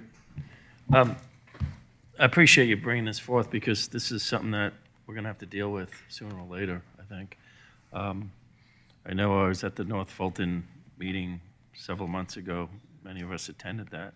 And Mayor Wilson from Roswell spoke about a very proactive effort by the city of Roswell, at least in their plans, to attract a vertiport to Roswell. An actual, I don't know if they were going to use public space, whatever, but they wanted it to be the hub for the vertiport in North Fulton County. So this is clearly something coming down the pike, maybe within the next 5 years, if not sooner. I just want to say for the record, tonight we're just defining this in our code. We're not approving it. We're not suggesting that we want to attract people here. I mean, to build vertiports and that sort of thing. We just want to be prepared to be able to address any sort of application that comes forth and make sure we start regulating, where we want these vertiports if we approve it in the future, and make sure that we have some sort of control over it. I'm sure, I don't know if Mr. Lagerbloom has any information on the FAA and whether they're trying to regulate this in some capacity or if they would be a regulating body at the federal level, but there's a lot to be considered here as far as just, let's just approve a vertiport. I think as we get into this, we're going to be needing to get educated ourselves to make sure that we make the right decisions and that we don't create an air traffic flow above Alpharetta for everyone around us. So this is really interesting stuff. This is like bringing the Jetsons to Alpharetta as far as I'm concerned. And that's where we're going with technology, so we got to be prepared. And I appreciate the council being proactive on this. And that's a good point, because we have to, even if we don't have a definition, if we have the use come forward, we have to find the most similar use that we already have within our code. So it's always better to move forward, make sure that you're defining it and you're ready for that new technology. Councilman Mitchell. I just want to bring, I know this isn't a workshop, but, our city manager reminded me of this. They're testing every day on parcel delivery, where they put out the target. Drones, yes. And the drone comes in. I'm not sure that the state or whatever, sometimes they kind of take the local autonomy away from the cities and stuff like that. And I'm sure that if certain parcel delivery companies had their way, they would not get any local jurisdiction. But I would love for us to explore what our options are there and how we can proceed with that as far as our zoning as well. Because being a corporate city as we are, I think it's important that we're ahead of the game and that we're either accepting of all that and that, that we're on the front lines of Is there a question in there somewhere? So my question is, can we go ahead and study up on that? Do the so we can research. present We will. something to the council in short order? Thank you. Thank you. Thank you, sir. Any other questions from council? Thank you, George Cook. Ms. Shapiro, do we have any public comment cards? We do not have any. But if anyone would like to come forward and speak about vertiports, now is your chance. I see no one coming forward, so we'll close public comment. Do I have a motion from council? Yes, sir, Mr. Mayor, I'd offer a motion this evening to approve PH-25-13 Unified Development Code Text Amendment Vertiport. I'll second that. I have a motion by Mayor Pro Tem Merkel, and a second by Councilman Mitchell. May I make a friendly amendment, offer a friendly amendment? And the friendly amendment being that each of the allowable zoning categories for vertiports be conditional and not as a matter of right. I'm not changing the whole ordinance. We're just doing the definition right now. This was brought just to define vertiport.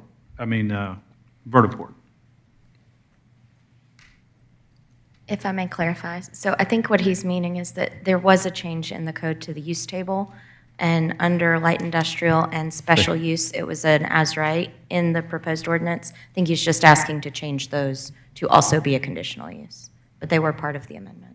Was that part of the original request? This on the screen is part of the proposed ordinance amendment, Okay. yes. So those two X's next to vertiport would be changed to make it a conditional use, rather than the X, As which long is as that's by in right. it, I just, my impression was we were getting a definition. No, it is included. Yes, that's acceptable. I'm fine with making all of that a conditional use as well. Is everyone clear on the motion as amended? Any discussion? I think we've had a good bit of discussion, so we'll go ahead and call for a vote. All those in favor of the motion, please vote yes, otherwise vote accordingly.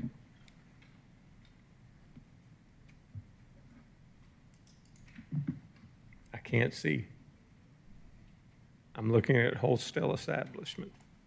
There we go. And it does pass unanimously.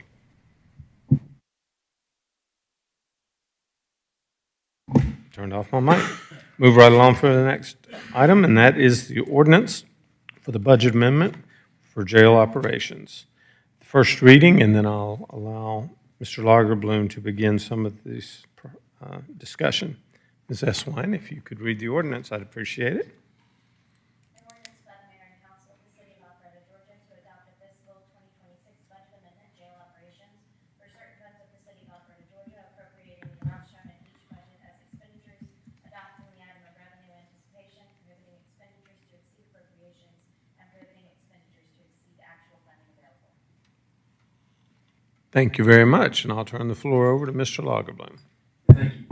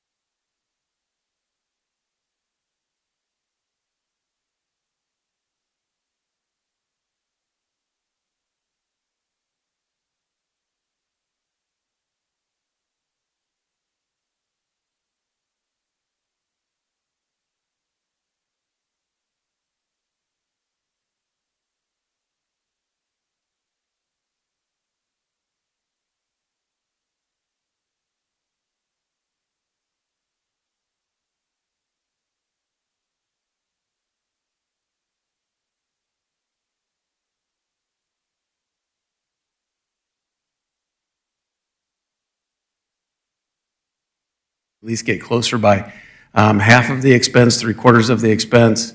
I just sound a whole lot better now. I don't know what's happening. I'm not having to talk quite as loud.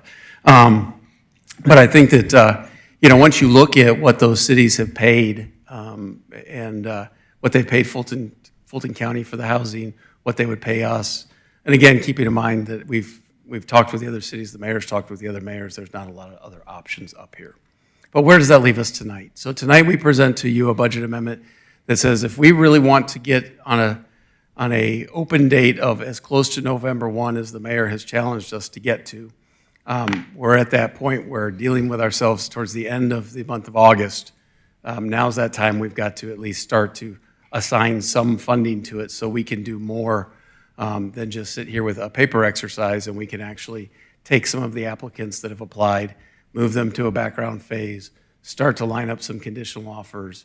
The state has agreed that they would come in and teach the jail school in our facility just as soon as we have a staff identified. We're rapidly rolling towards trying to get to a place where we can have a local jail back at our disposal by November 1st, middle of November at the latest. I would love to have this perfected of a document. I'd love to have every revenue identified as to what it's likely to raise. I'd love to have every expense honed in to the point that says that we figured out who we're going to hire and we know what the cost of their uniforms are going to be. We've done the best we can with what we have to work with on giving you a budget that I think matches our budget philosophy, which is conservative estimating of expenses and also conservative estimating of revenues so that we don't overshoot on either one. When you look at this budget that's presented to you tonight, it would go into effect for the balance of the fiscal year.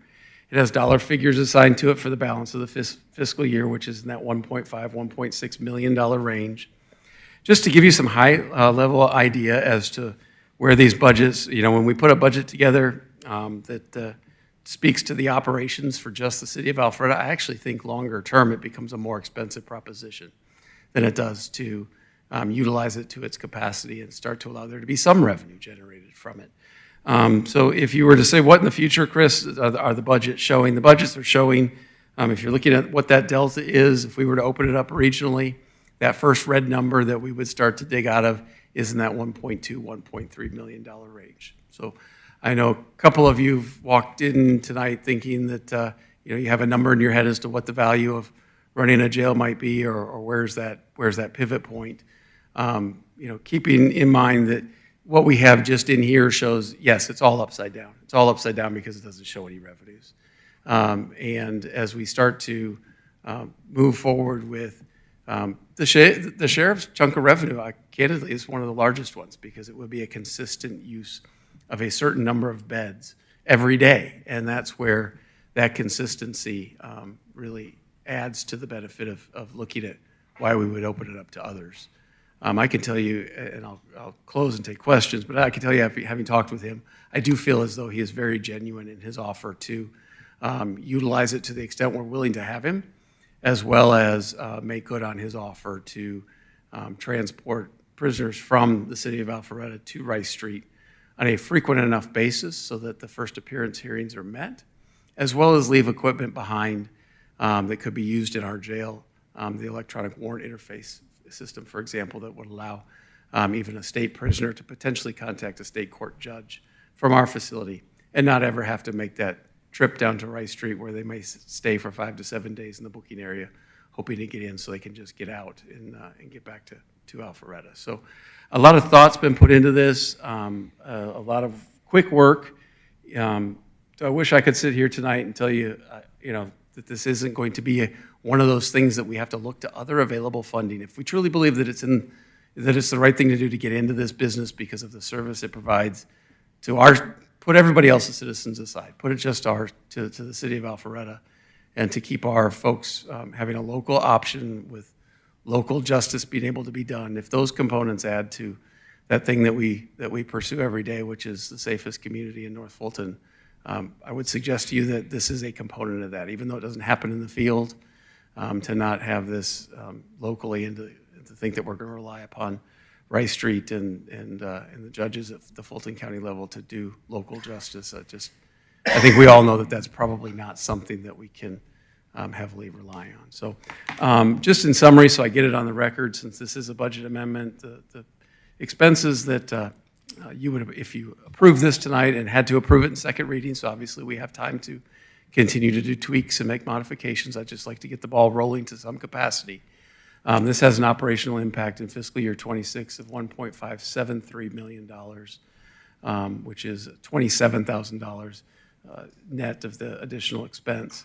And this contemplates opening it on a 24-hour basis, 7 days a week basis, with sufficient minimum staffing to oversee a safe ratio of jailers to those that are incarcerated, and would have an initial staffing complement of 15 people. So this would increase our staffing complement by 15, and again, in summary, be an expense over revenue offset of $1.573 million for the balance of the fiscal year.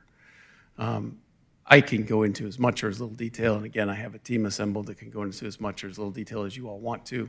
I want to get a quick presentation as to why we're here talking about this tonight on the record, and then see where you all want it to go with discussion. Councilman Hikes? Thank you, Director Lauterbloom. The numbers that I'm interested in working through this is, first of all, I see once this is annualized for like the next budget year, it says $2,345,000 is the annualized cost projected. And that says revenues less expenses, but we're hopeful that there will be, or believe that there will be, revenues from other participating cities, correct? That's correct. So if we went alone, this is sort of our worst case scenario. This is what it's going to cost the city and the residents to run the jail just for us with nobody participating. Correct. We really go in there without, and I know I've said this, but I'll say it just one more time, there's really not a way to pay ourselves to do this. So for terms of my working through this, I'll call that Plan A1. And then Plan A2 is what this worst case scenario is, and then that number is reduced by the amount of projected revenues we may get from other cities. That's correct. And I mean, within several $100,000, do we have a reasonably good idea of what that net figure will look like? I'm glad you asked, because I think we do. But I need to further the discussion just a little bit, because the reason I have to further it is to say, if we do open it up to the sheriff's housing and we do open it up to other cities, I no longer am in a position where I think that the ratios work to have a staffing level of only 15 people. I think that you start to put 50 to 60 people in there, where we might have, on a good day, on a bad day, we might have 7, right? So the ratios become very, very much different and out of whack. So we've built a model we believe satisfies the whole region. We've talked about this number, so this isn't going to be a shock number to you, but instead of 15, we think that number is actually 23. So I don't think it's a wholesale 100% increase. And for clarity, that's 23 officers that we will be hiring to staff the jail. That would be, 23 net new positions. And so I've done the math, and I want you to continue because you're getting to my answer, but based off the math here with 15 personnel and the cost of that personnel, it's roughly $130,000 per officer. If you take it and you just divide it if you consider each one to be equal, it probably would divide by 15 to a number like that, yes. Yeah, that's what I came up with, about 130. So it might be 23 officers, but we'd have more people in the jail, more revenue. That's right. Right. So I don't want to give you a revenue number and say it's based on an expense number that you've seen in this budget, because that would be really the only number I'm interested in is the net.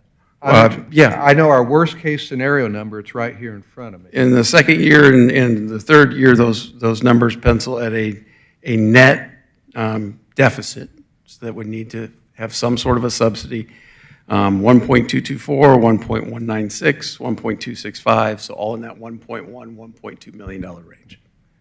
And of course, I'll be interested between now and the second reading, getting with you to have a better understanding of how we get from 2.3 with more people but more revenue down to 1.3. So that's Plan A2. Now, Plan B is what Sandy Springs and Roswell are currently doing, which is they're just transporting over to Smyrna. So their cost of catching the bad guys and transporting and housing them is whatever that cost is to them without operating a jail.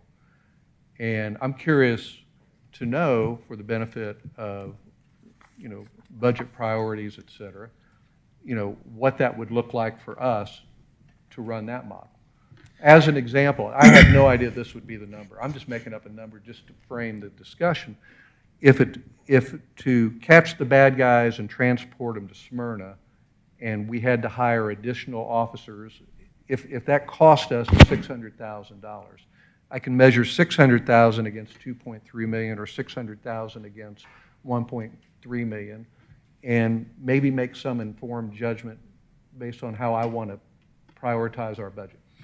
That number may be much higher than $600,000 to catch the bad guys and transport them over here. But that's where I'm trying to figure out, because right now it's 2.3 million versus what? Yeah. So if I can take a shot at responding. So it would take a little bit to do an equal comparison there. I want to clarify a couple things, though. One is Roswell's indicated their intent to very sincerely explore our option, and in fact, their city administrator said their intent is just to have a stopgap measure that's different than catch and release and different than Rice Street. Number two is I would suggest that there would need to be a non-cash analysis of the difference between Sandy Springs' transport to Smyrna and our transport to Smyrna. And that's because Sandy Springs is much closer in proximity to Smyrna than we are. And when we calculated some of our officer downtime as a reason to even explore staying local, it was because any transport to Fulton County was a 2.5-hour project on a good day. By the time we drive to Smyrna, between you and me, we might as well go to Rice Street, because you're all the way over there on the west side of 285. You've got a significant drive, and you're taking the inmate, the person to stand trial, outside of the county. So there's some things that go along with that too, that on a countywide system, as soon as you take that person out of the county, then the services that they can get from the judicial system in Smyrna aren't the same as they would have to be transported back into Fulton County, either to Alpharetta or into the state court system to move forward with their case. So I'm not saying it's not possible, but I don't think at its purest value that it's just a simple offset of staff cost, that we could go hire a handful of people and say, here's people in a bus. Now, I also believe that we have the capability of giving a better answer to that and saying that was sort of Chris's off-the-cuff answer. I think with a little bit of time, we could put a better answer as to what Plan B1 might be, so that you do have a comparison. And thank you for addressing my question, that we are doing Q&A. And as part of the question and answer, I think we agree with each other in the sense that there is more to it than a cash analysis. But at the same time, if you took it the other direction, and if it's $2.3 million to run our own jail and $0 to catch the bad guys and transport them, and we know it's not $0, but if it were $0, I know what I want to do in that scenario. So there is a value proposition here, and I'm interested in the value proposition to best and most efficiently and responsibly jail and house and transport the people that are arrested. So.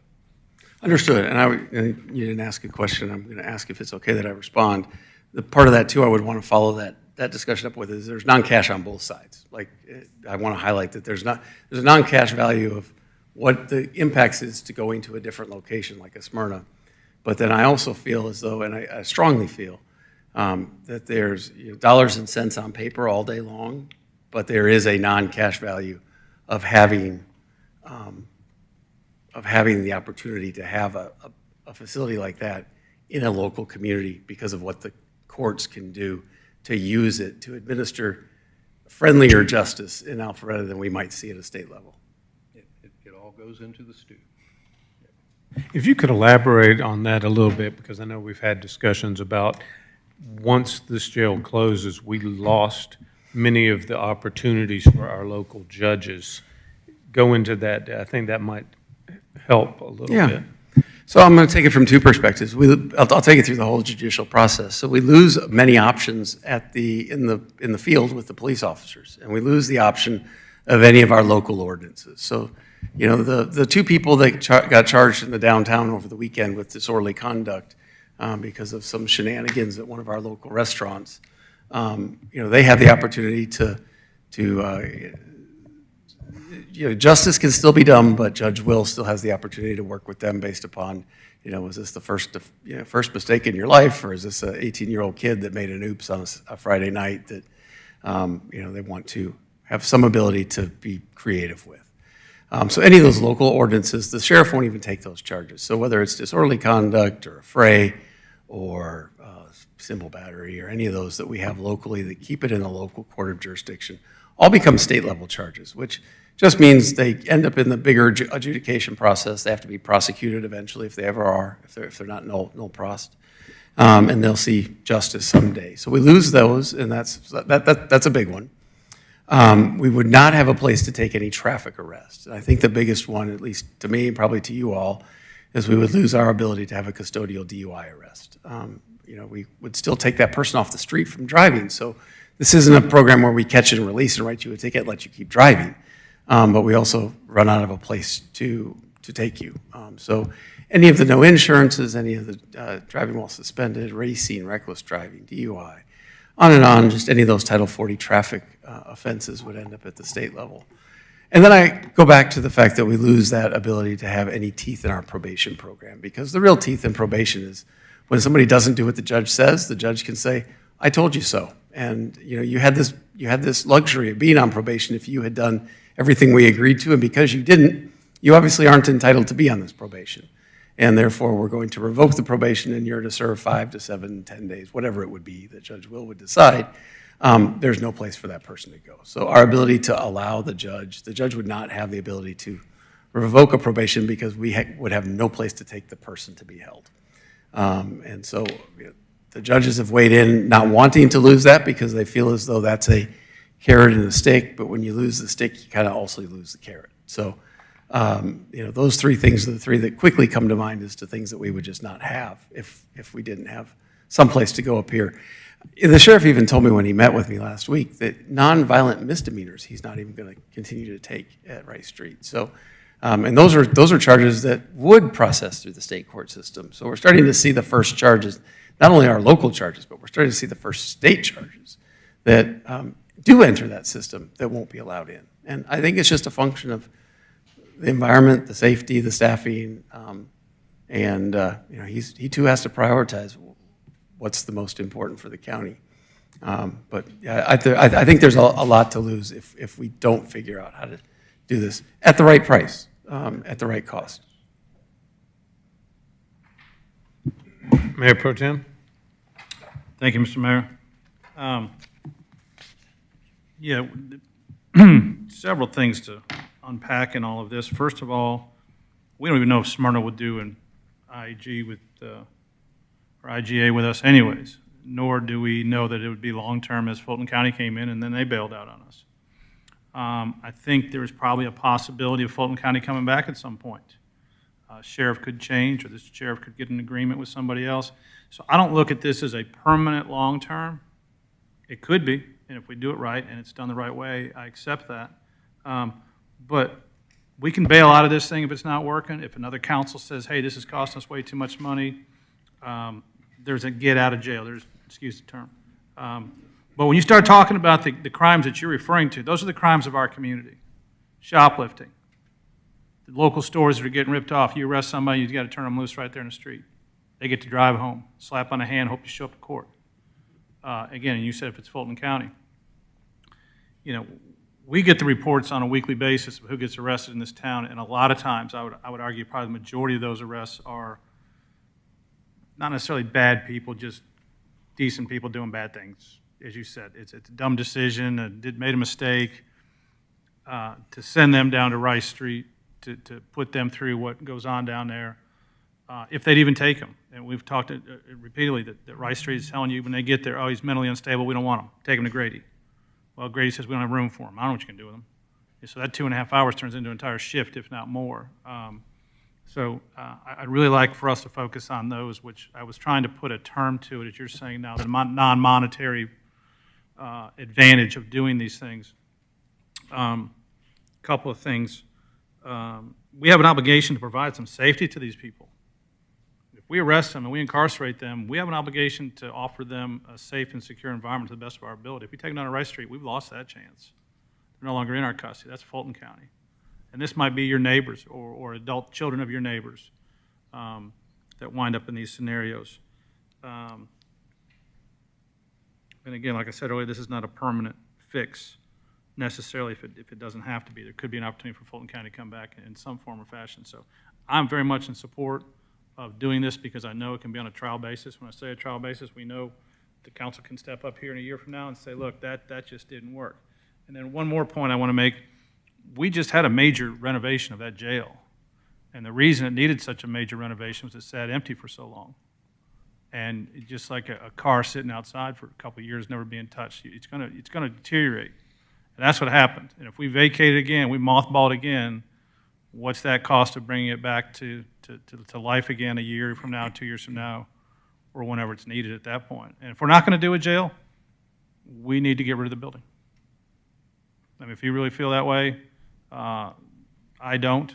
I think it's something important for our city, for our region. Again, we're kind of a big part of the region, whether it's amphitheaters or malls or those sort of things that are here. A safe facility to incarcerate those that are committing crimes in our community, whether it's breaking into cars or shoplifting or the things that we see every week. I think we have an obligation to the citizens, and we can figure out a way to do this. Is there a question in there somewhere? Do you agree? Just trying to help move along the process, gentlemen. I understand. I will agree with whatever policy you all set. Report out of the way. Councilman Dorito? This is a great. Questions? Oh, questions. Yeah, we're just trying to clarify questions so we can get to a motion. I have more comments, but I'll wait till the right time to do that, if you'd like me to. Councilman Mitchell, do you have any other questions? Mine are more comments as well about it. Okay. Just discussion points since we're still new on this. All right. Well, if we have no other questions, Ms. Shapiro, do we have any public comment cards? I have none in favor or opposition. However, if anyone would like to come forward and speak on this item, now's your chance. Seeing none, we'll close public comment. Do I have a motion? Yes, sir, Mr. Mayor, I offer a motion to approve the first reading of the ordinance budget amendment jail operations as presented this evening. Second. We have a motion to approve by Mayor Pro Tem, second by Councilman Dorito. Any discussion? Councilman Mitchell. Yes, I really feel like, I don't think Rice Street, I hate for anybody to have to go in that facility. One person guarding 200 inmates is not an ideal situation. And the thought of sending some of our youth that have had a bad night or bad behavior or made poor choices because of their youth, which who hasn't, the thought of sending them down there to get whatever they're going to get in retribution in that facility. And again, I don't think anybody should be there in such unsafe conditions. It's part of the penalty of being in the longest county in the nation, where the jail is way down on the south side, and they've done nothing through the years to create jail facilities throughout the county. But I think it's our obligation to our citizens to, as Dan was saying, to keep them in a safe environment. And there are times that even our youth and our wayward citizens that have had a bad night or made bad choices, they need to go to jail and sober up or whatever. And the thought of sending them to Rice Street is worth $1 million to me to whatever it becomes.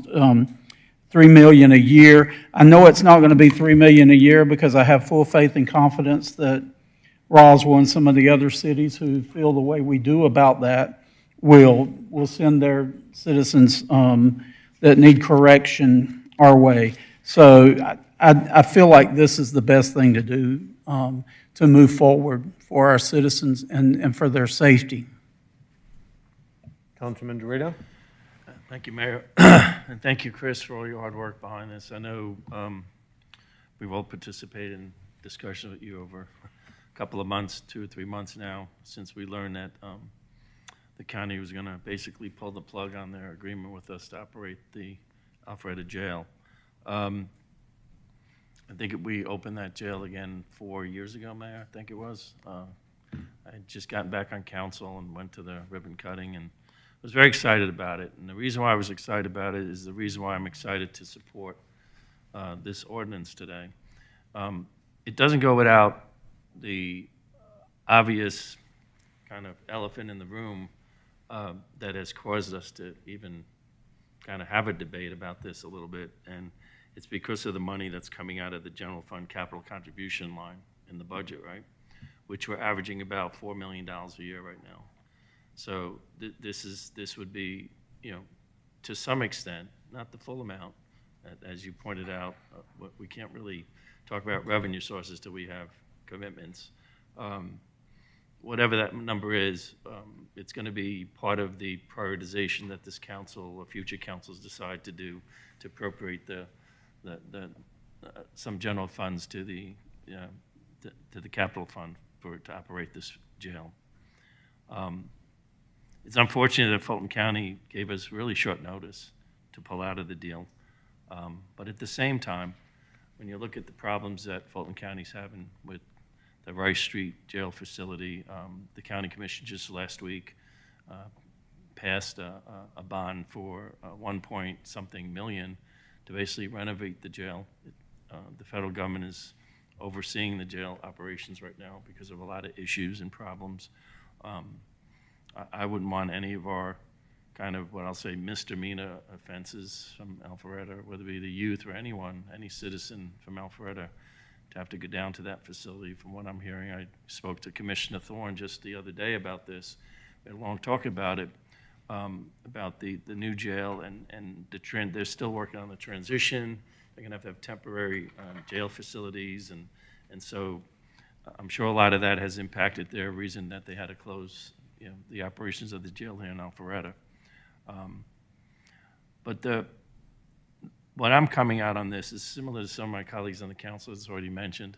You know, we have an obligation to uphold the law and order in our city, to provide a safe environment for our residents and businesses and people that visit here.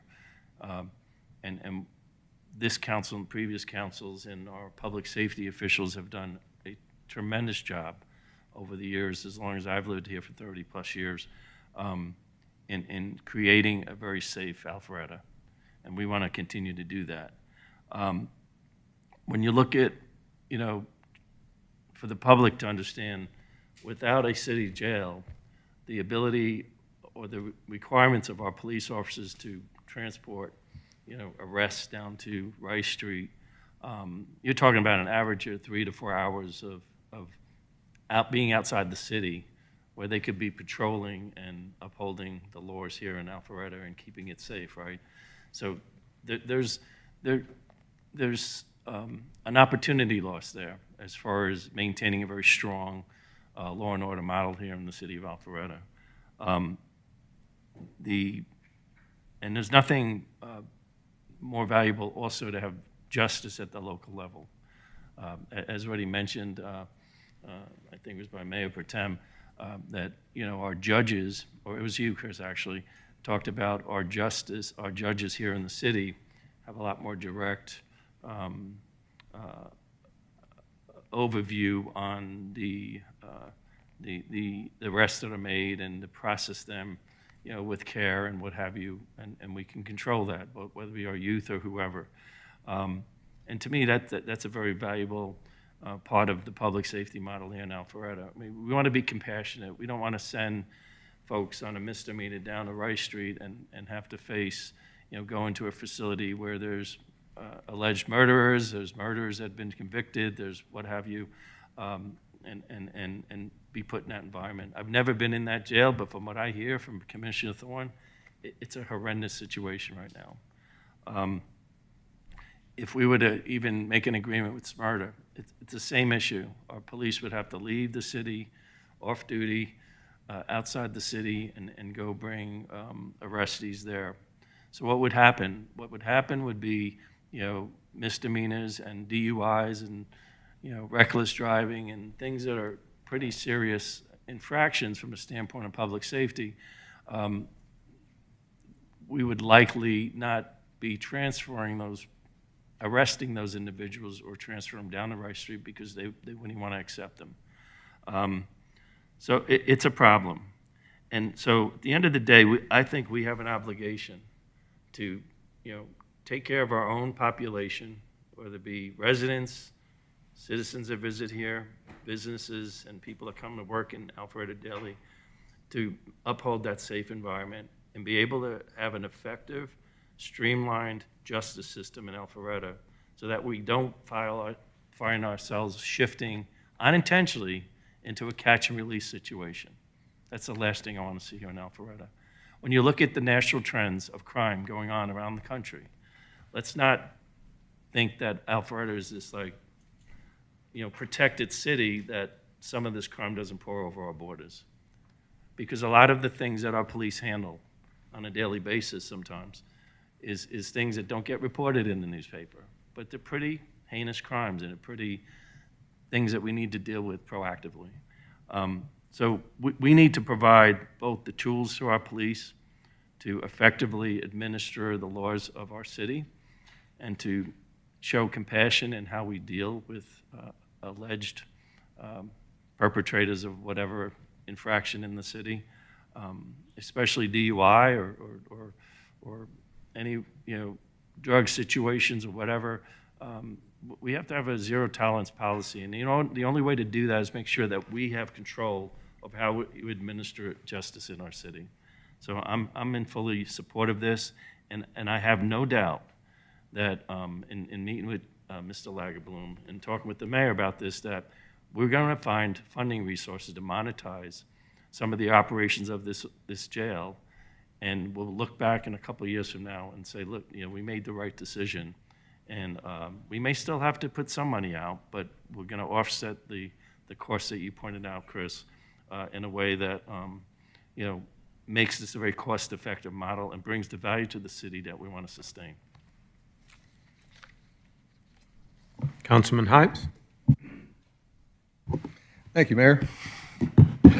I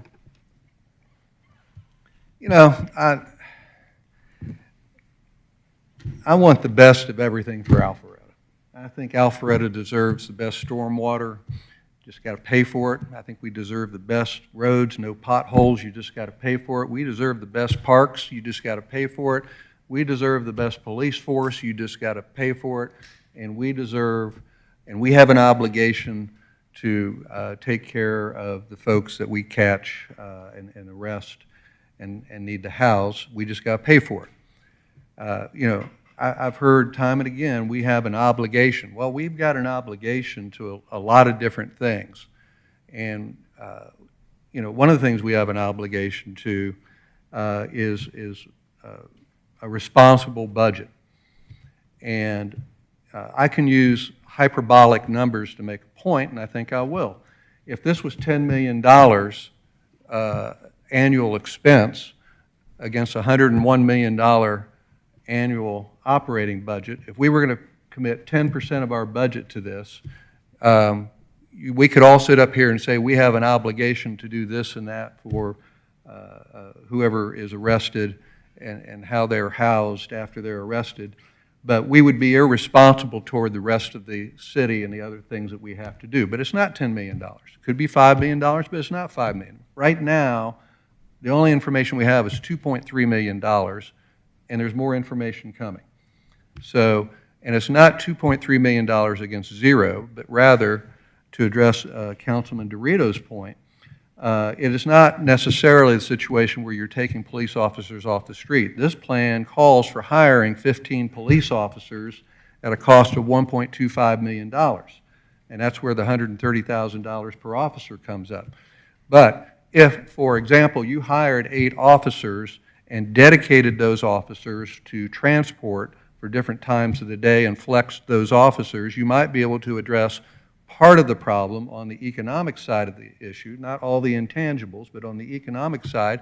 And then you may say, okay, I've got a $2.3 million issue versus a $1 million issue. Is it worth $1.3 million for me to do this or to do that? And everybody will make up their own mind in terms of their priorities about what we have an obligation to do in terms of spending that $1.3 million. But it should be less than that because we expect revenues to come in from other cities. So I can at the same time echo and agree with what everybody said up here, but differentiate my approach to this in that, yes, I recognize we have an obligation to all of our residents to do a lot of different things. But money doesn't grow on trees, and you don't pay for all this stuff and keep your millage rate the same for, for 12, 15 consecutive years and say, we're going to pay for all this stuff. Stuff costs money. And if you're taking it out of one bucket, or if you're applying it to one bucket, you're taking it out of another bucket. So, I am going to, because it's a first reading, I'm going to support this, and then I'm going to make it my, my task for the coming week to try to get better numbers to see what Plan A1 looks like, or Plan A2, I guess it is. But to see what the net cost is going to be between what it would cost for us to transport by hiring additional officers versus to house people here. I see the intangible benefits, but there is for me a price tag that I am not willing to go beyond and be, in my mind, and only my mind, irresponsible toward our budget. As was pointed out, as projected right here without additional information, this is going to reduce our carry forward capital from $3 million to $1.5 million. I will remind the audience out here that as little as 6 years ago, we had $10 million of carry forward capital coming out of the operating budget. So that's where we will start with part of our capital funds for the 27 budget when we get into budgeting next year if these numbers pan out. I think they will be somewhat different. But this is an important topic. I'm saddened that Fulton County has put us in this position, but given that we are in this position, I'm quite firm in my desire to make what I hope to be the best educated vote on the second reading of this ordinance based on available information so that we are addressing all of the needs of our city, not just this one item. All of our obligations, not just this one obligation. So there's a lot been said, and I'll try to be brief. I've been very upfront about this, and for numerous reasons, and I've tried to point out that this is an obligation of a city to provide. It's what cities are supposed to do, is have their jails. We have been blessed over the last couple of decades to have a sheriff's department that was running a jail for us, so we didn't have to directly incur those costs. But cities all around this country and all around this state have jails. Even Mayberry had a jail. And so it isn't something that shouldn't be a priority. It's a basic function of a municipal government. And so I've been passionate about, by God, Alpharetta does things well. And while I'm sorry we're having to incur costs, I know damn well that we're going to run that jail better than it's been run in the last 20 years. And that's what our people deserve. I'll give you an example of why I'm passionate about this. I shared this with our new police chief, and I actually had the occasion to discuss this with the previous police chief. Approximately 6 years ago, I'm just guessing, a woman I went to high school with in Macon, Georgia, called me up one time, just out of the blue on a Friday afternoon or something like that. She was distraught. So her daughter apparently had been dating someone who she thought was working at a restaurant in Alpharetta. It wasn't Alpharetta. The person, the boyfriend, was picked up by a Milton police officer and taken to Rice Street. She called me in tears, the mother of the girlfriend, in tears, because her daughter was losing her mind because her boyfriend was at Rice Street. I think he had gotten arrested for, less than an ounce of marijuana or something like that. I think it was a minor drug pickup or something like that. He was in Rice Street. He had been beaten up, and they had been calling his girlfriend from the phone in Rice Street, telling her that if they didn't send them money by card, phone cards or whatever they could do, that they were going to kill him. I don't want anybody in our community to ever step foot in Rice Street if they don't have to. That's a shame. It's horrendous that anyone has to. I've had John King, the insurance commissioner of the state of Georgia. He said it's almost insensibly crazy that people go down to Rice Street for some of these minor offenses. Thank you. A little too passionate. And they're facing death penalties down there. It's horrendous. And I'm just saying, that's why I'm passionate about this is a priority. Last week, we had a very strong discussion about how art should be a priority.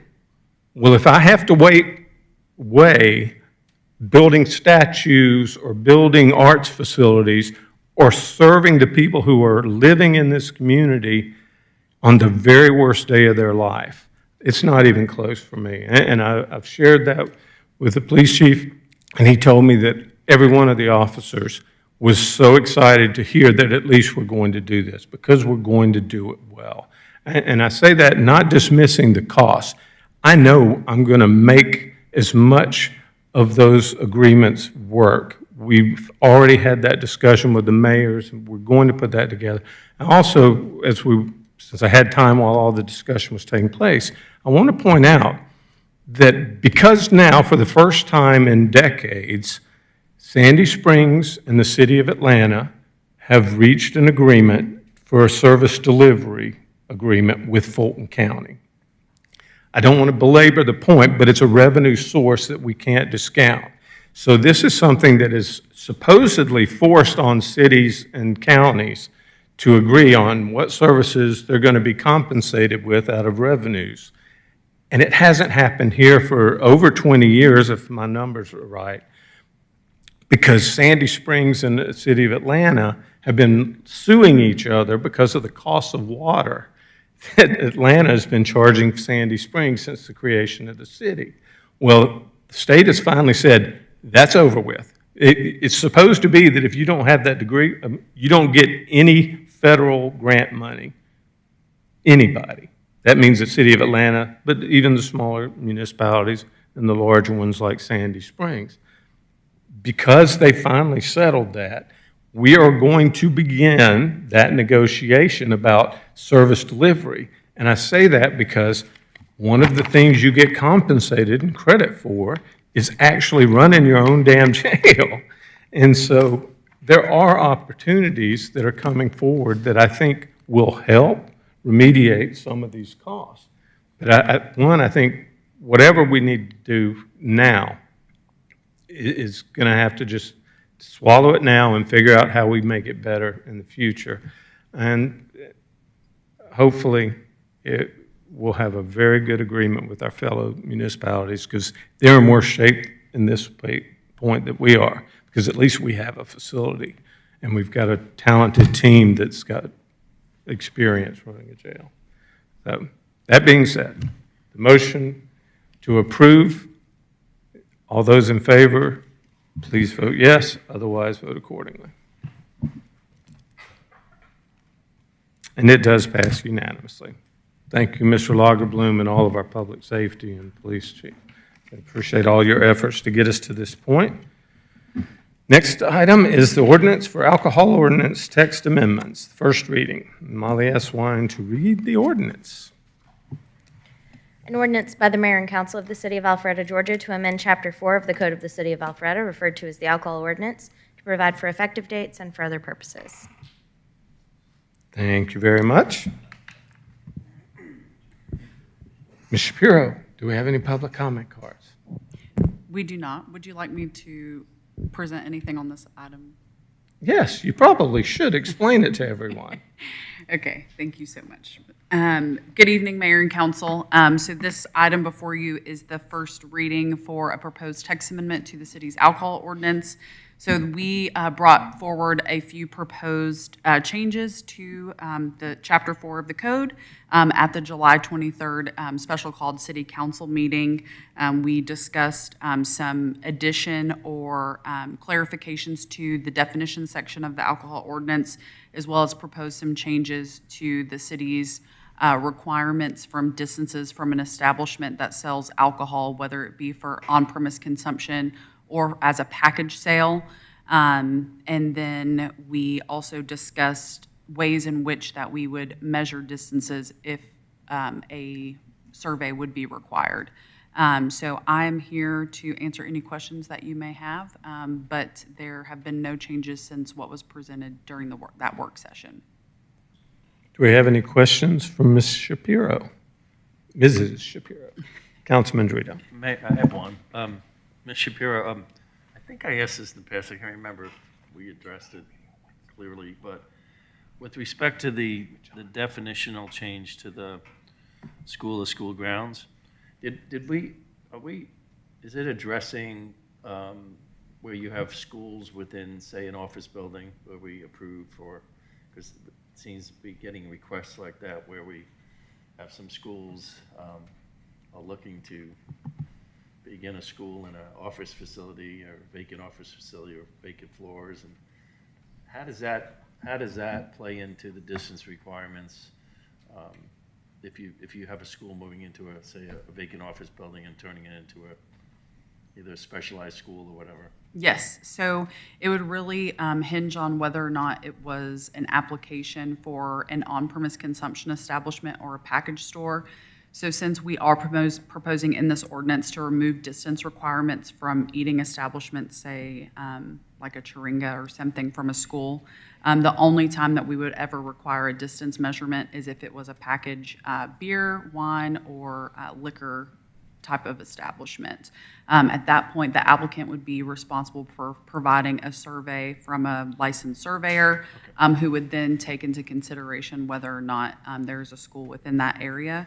The definition that we are proposing in terms of schools really dictates whether or not they provide the same offerings that a state or a traditional school would provide. So we have had examples in the past where there's maybe a daycare that provides a kindergarten or a pre-K program, and we've had to determine whether or not it's the same state curriculum or if it's just Mr. Dorito's daycare that provides pre-K to prepare children for kindergarten. So we do look at that. Mm-hmm. Thank you for the clarification. You're very welcome. Any other questions for Mrs. Shapiro? Well done. I appreciate all your time and effort on this. Thank you very much. You're very welcome. Do I have a motion? Oh. And there are no public comment cards for or Okay. against. Just in case, anybody want to come forward and speak on this alcohol order? Seeing none, we'll close public comment. Mr. Mayor, yes, I would offer a proposal this evening to approve the ordinance, alcohol ordinance text amendment presented this evening with the first reading. Second. We have a motion to approve by Mayor Pro Tem Merkel and Councilman Dorito. Any discussion on this item? All those in favor of the motion to approve, please vote yes. And it does pass unanimously. Well done. So I see after that, there is a notice that the following items have been deferred. And that was MP-25-08/CU-25-13/V-25-17. I already said that at the beginning. My agenda was duplicated. My apologies. So we'll move on to new business, and the first new business item is the resolution for the Alpharetta Adult Activity Membership Fee. Director Rogers, you have the floor. Thank you, Mr. Mayor. Good evening, council. We are seeking approval tonight of a resolution establishing an annual membership program for folks over 55 years of old at the Adult Activity Center and the Preston Ridge Community Center. The membership program would be free to Alpharetta residents and would be $40 for any non-residents of Alpharetta. Currently, we have a mix of programs that are free and fee-based at both of these facilities. The fee structures for those individual programs would not change. The Recreation Board reviewed this annual membership program and voted unanimously to recommend approval to council. And if approved, this program would begin on January the 1st, 2026. Be glad to answer any questions you may have. Councilman Mitchell. Thank you. And as we discussed last time, for those who can't afford the fee, and there may be some, there's a sliding fee scale to that component. Is there, or is there not? There is for Alpharetta residents, there are. We don't offer scholarships for non-residents, but we do offer